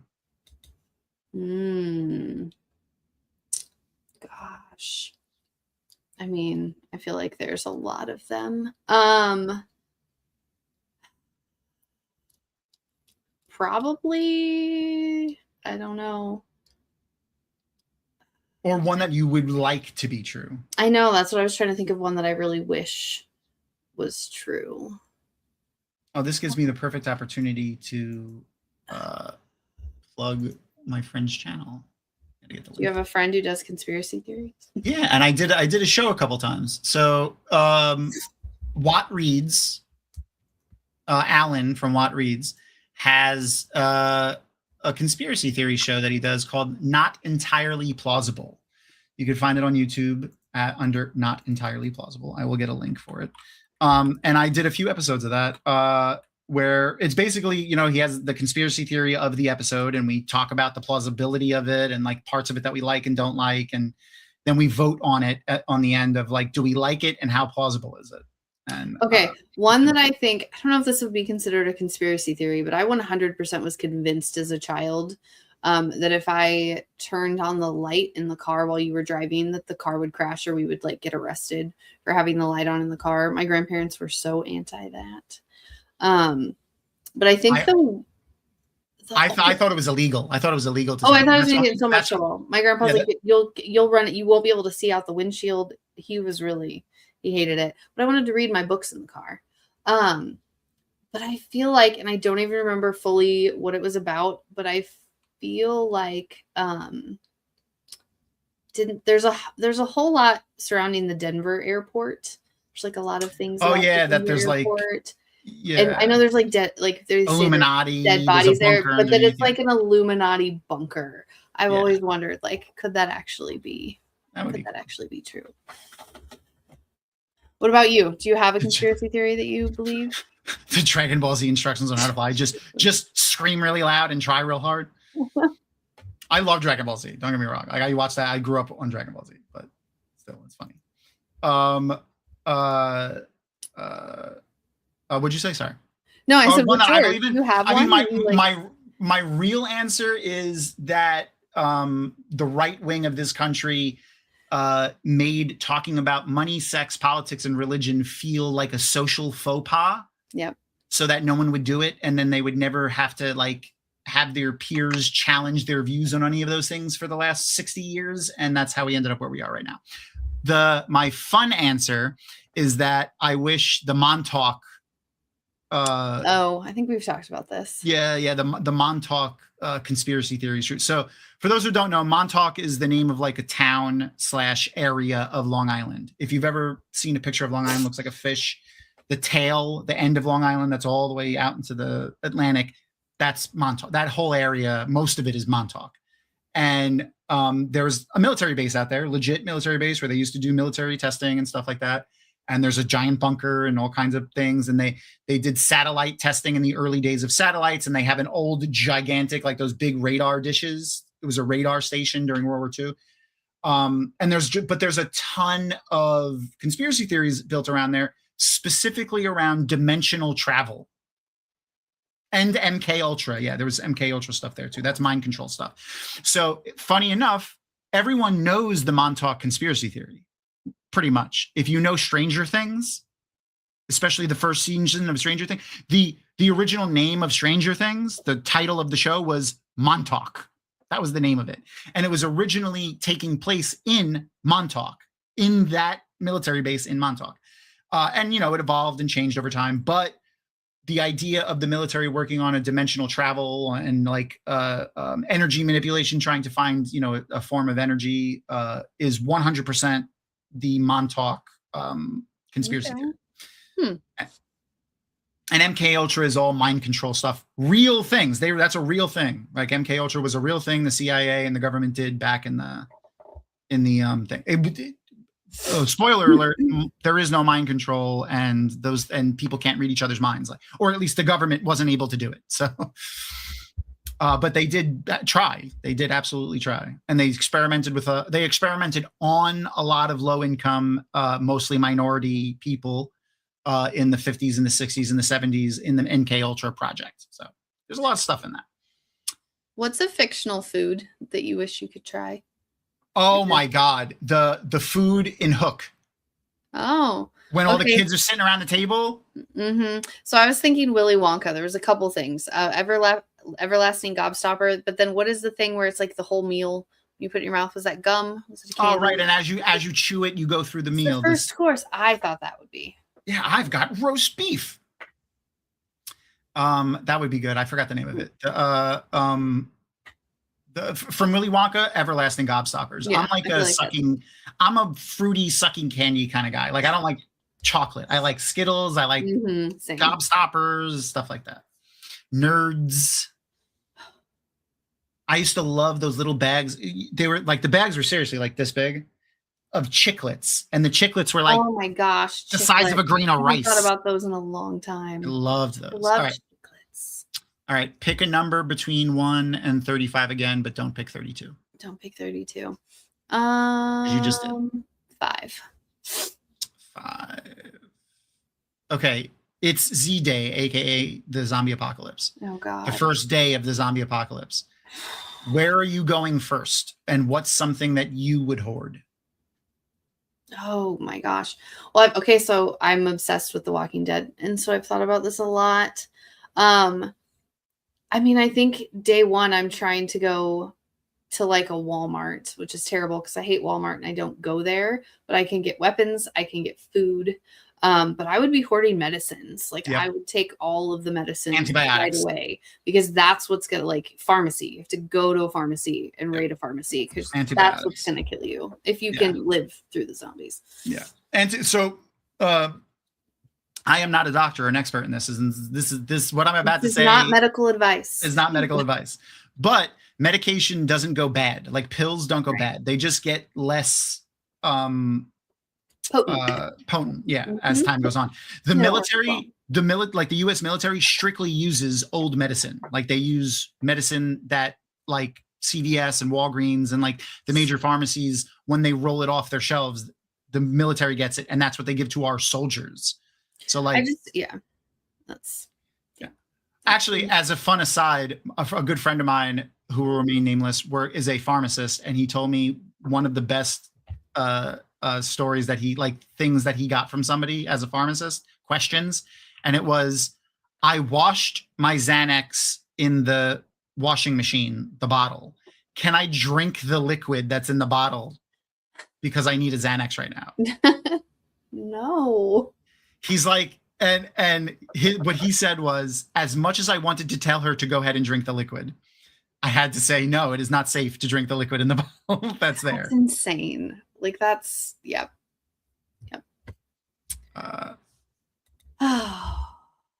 Okay, we'll do one more. Actually, Zone just posted one. We'll do that. And then Crystal, you can ask one more random one. Okay. We'll wrap that up for the night. Okay. You're deported to another country of your choice and you must live the rest of your life there. What country do you choose?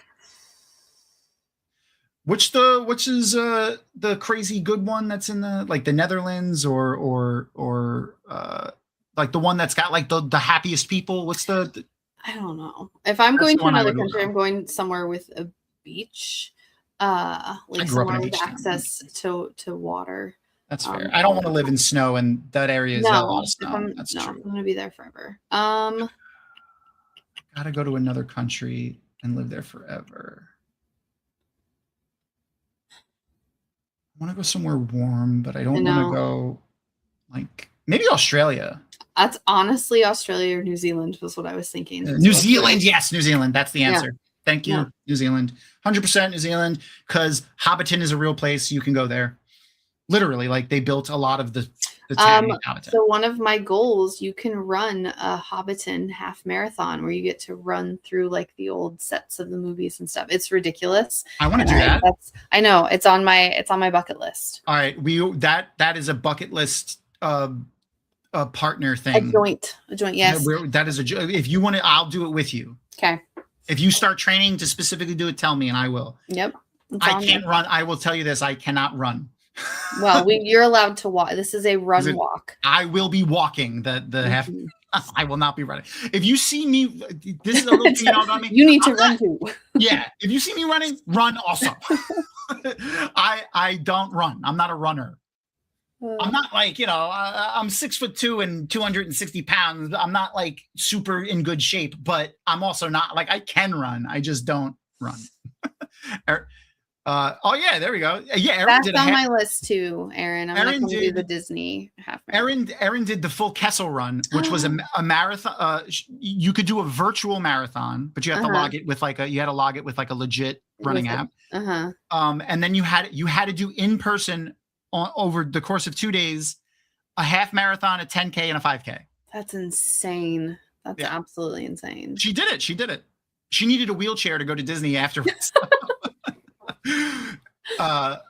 Which we ended up only going to Disney afterwards when she was done with that, because a couple of friends of ours surprised me at Disney when she was done with that. So we and one of them actually sprained their ankle the day before. So he was in a wheelchair and Aaron was in a wheelchair, and we were pushing them around. Ridiculousness. Yeah, and we definitely were playing bumper wheelchairs. I will say that. That's very fun. All right.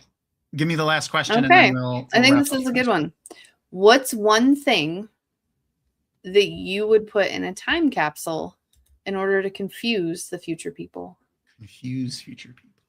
And I'm thinking like, let's go like 200 years in the future. This isn't going to be open for a couple hundred years. What are you going to put in there that's going to confuse people? Oh man. Okay. 100%. Okay.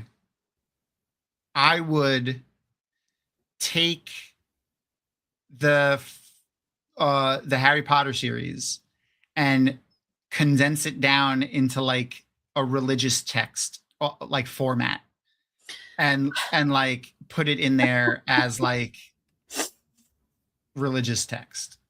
That's like a piece of like look like a personal Bible of somebody's. Like I wouldn't like, it would be bound, but not in like a professional binding thing. It would look like someone's personal Bible. That's what it would look like. Very cool.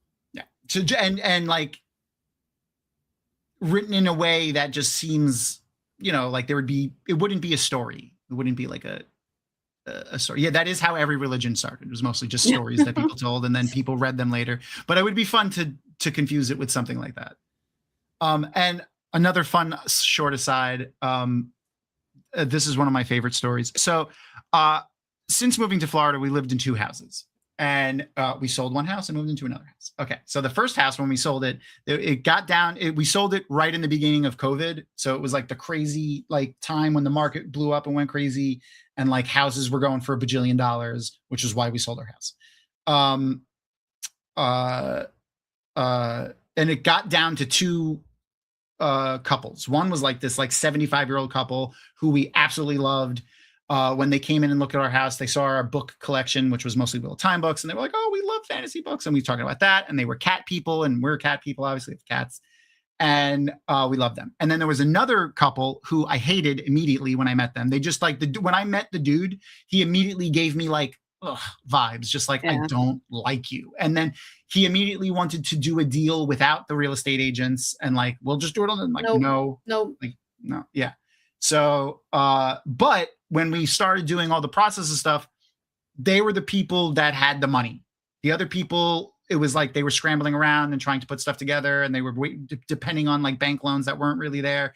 And my real estate agent was like, we should go with them. Okay, so we went with them. I went with the people I didn't like. And there was a lot of nonsense. I won't make the story too long, but trust me, everyone would dislike these 2 people if I told you everything that they were doing. That was very annoying. So to get back at them, I'm a petty motherfucker. So here's 2 things, actually. I just remembered one thing that I did that I wasn't even going to mention, but I went around the house and I took out all of our LED light bulbs and put in like the cheap dollar store fucking light. That's just me being petty.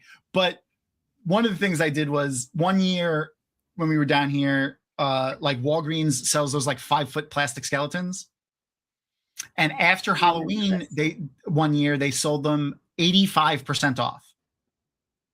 They were like $6 a piece. I went to all of the Walgreens in drivable distance of my house, and I have like 25 of them. Every year we set them up for Halloween, so it looks like they're scaling the house and like breaking into the house and stuff like that. I have them hanging from a rope from a window, like they're climbing the rope into the window. Like I have them on the roof and stuff, like climbing around and stuff. Anyway, and I have a plan for this year too, if we can swing it. So one of them was broken, like the arms came off and the head broke. So I buried, and when we moved, I had like a thing in the garden that I was taking with me. So when I took it, there was this big open spot in like the landscaping that I did in front of the house. So they were going to have to put something there. So I buried the torso about a foot deep in that spot. And then I buried like the femur, like 6 or 7 inches deep in that spot. And then around the entire house, I disconnected that entire plastic skeleton and buried it around the whole house. And the family that bought the house were older. They were in like their 60s. So there's no way they're probably, and they weren't healthy. So I didn't think they were going to be, but and so this is like a thing that I didn't get to see the end of, but my hope is like they hire like a crew to come in to do landscaping and they dig and they find it. And like immediately they get scared and call the cops and the cops show up and now they're digging up the whole house. That's my hope is that happens one day. But that's my like. It's very petty, Tom. It's very petty. I am a petty motherfucker. It's the only, there's one celebrity that has vocally said that they voted for Donald Trump that I still respect. I don't want to say respect, but I still follow because I love his level of pettiness, and that's 50 Cent. And he's fucking, first of all, he's fucking hilarious. Like he's hilarious. And one of Tom Petty, I never even I know that. I never even, that's so good. Terrible. Glenn. Thank you so much. So him and Ja Rule have a very famous beef. Do you, for people that aren't connected to the like New York rap scene, I'm a huge rap fan. 50 Cent was shot a bunch, right? He got shot. Okay, Ja Rule is behind that. He didn't do it physically, but there's his beef with Ja Rule is tied up in that. So he doesn't like Ja Rule, but he is a man after my own heart in that revenge is a dish best served cold. And like 25 years after he was shot, he's on the one of the late night shows. And he tells this story. Ja Rule was having a concert, and this is after the Fire Festival. So Ja Rule's like, his tickets are like $8 a piece or something like that. And he's like, my daughter, not my daughter. One of my assistants came in and was like, look, Ja Rule's going to have a concert. And like the tickets are only $8 for like even the front row. And he's like, how much are they? And she was like they're like $8, $10, $12. And he's like, buy the first 3 rows of the show, the whole thing. And he was like, it was only like $3,500. And then no, like, that's it. Just buy them out. Yeah. And he said, now you got to come out and perform. Like there's people sitting in those seats. It's like, now we'll see what kind of artist you are. It was just like, and then I forgot which host he was on. It might've been Seth Meyers, I think. For some reason that's popping in my head. He was like, can you say anything nice about Ja Rule? And he goes, he's alive. Yeah. Fucking, it's, God. Anyway, so next week, Joe doesn't know it yet from over. He's going to be here. No, it's his fault that we're not watching Practical Magic. But he will be here when we watch Krull. We will be watching Krull next week, which is a fantastic film. If you've never seen Krull, you've seen references to Krull. So the Krull is a weapon, and you've seen it. I think most recently, it was in the Ready Player One, the Ready Player One remake. Very famously in that movie. Like it's not like one of the characters like takes it. It's a big scene. He takes it out. He throws it. It does like a big thing at the end of the movie. It's part of the big thing. At the end of the movie. I'm getting a picture of it. Again, it's fucking WEP format, which I don't even know what it is. All right. If you've never seen Krull, you've definitely seen reference to it. And when we watch the movie, there's even more references to it. But you've seen the weapon, the Krull, which is this. Designed for the movie. There's a lot of behind the scenes info that I know about this because this is one of my favorite movies from when I was like a kid. There's a lot of like crazy behind the scenes stuff about that movie. We'll talk about it though when we watch. So that's what we'll be watching next week. We'll have Joe from Talkcast on it. Yes, it's a glaive. I know it's a glaive, but colloquially people call it the Krull.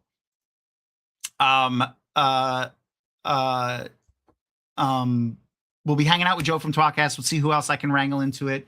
And make sure to watch our Patreon and Discord for when we're going to get ready to do our next book club and our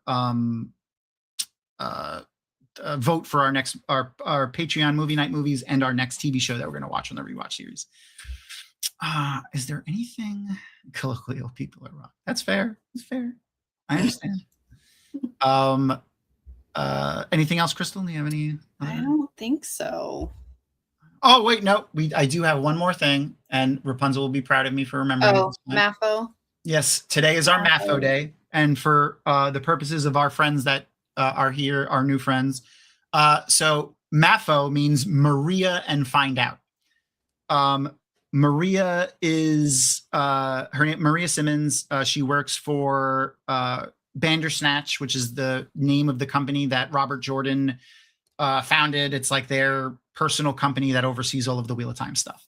And she was Robert Jordan's right hand for like 20 years. She's currently Harriet McDougal, Robert Jordan's widow's right hand. And thankfully, she, as a Patreon, if you're a paid Patreon member, you can submit questions to her. They can be any question you want about the Wheel of Time, and she will. And every month we will pull a question that she's answered and release it. It is currently up on our Patreon and in our Discord. But let's see. I want to show people what it is. Where are you? Oh, I didn't have to take a screenshot. That's why. I could save that one because it's a PNG file and not a stupid WEP file. Okay. So the Mafo question is, who is the most accidentally funny character in the series in your opinion? And she said, Elida. She's so sure that she knows stuff, but she's rarely right. Yeah, that's fair. That is fair. So there's Elida is basically a character that she's in a way a lot like Donald Trump. She's very narcissistic. She doesn't listen to anyone around her, whether they're experts or not. And once she makes a decision and thinks she's right, she runs with it. Cat Swain is bad too, but Cat Swain at least is willing to listen to people that are who she deems acceptable, like at her level. She's very picky about who she thinks is at her level, but if she thinks that you're at her level, she'll listen to you, i.e. the wise ones. But yeah, so anyway, that's funny. So if you have ever had a question for Maria and you want to submit it to her, that's another perk you get, is being a Patreon member for Dragonmount. All right, I think that's all we got. So with that, say goodnight, Crystal. Good night, Crystal.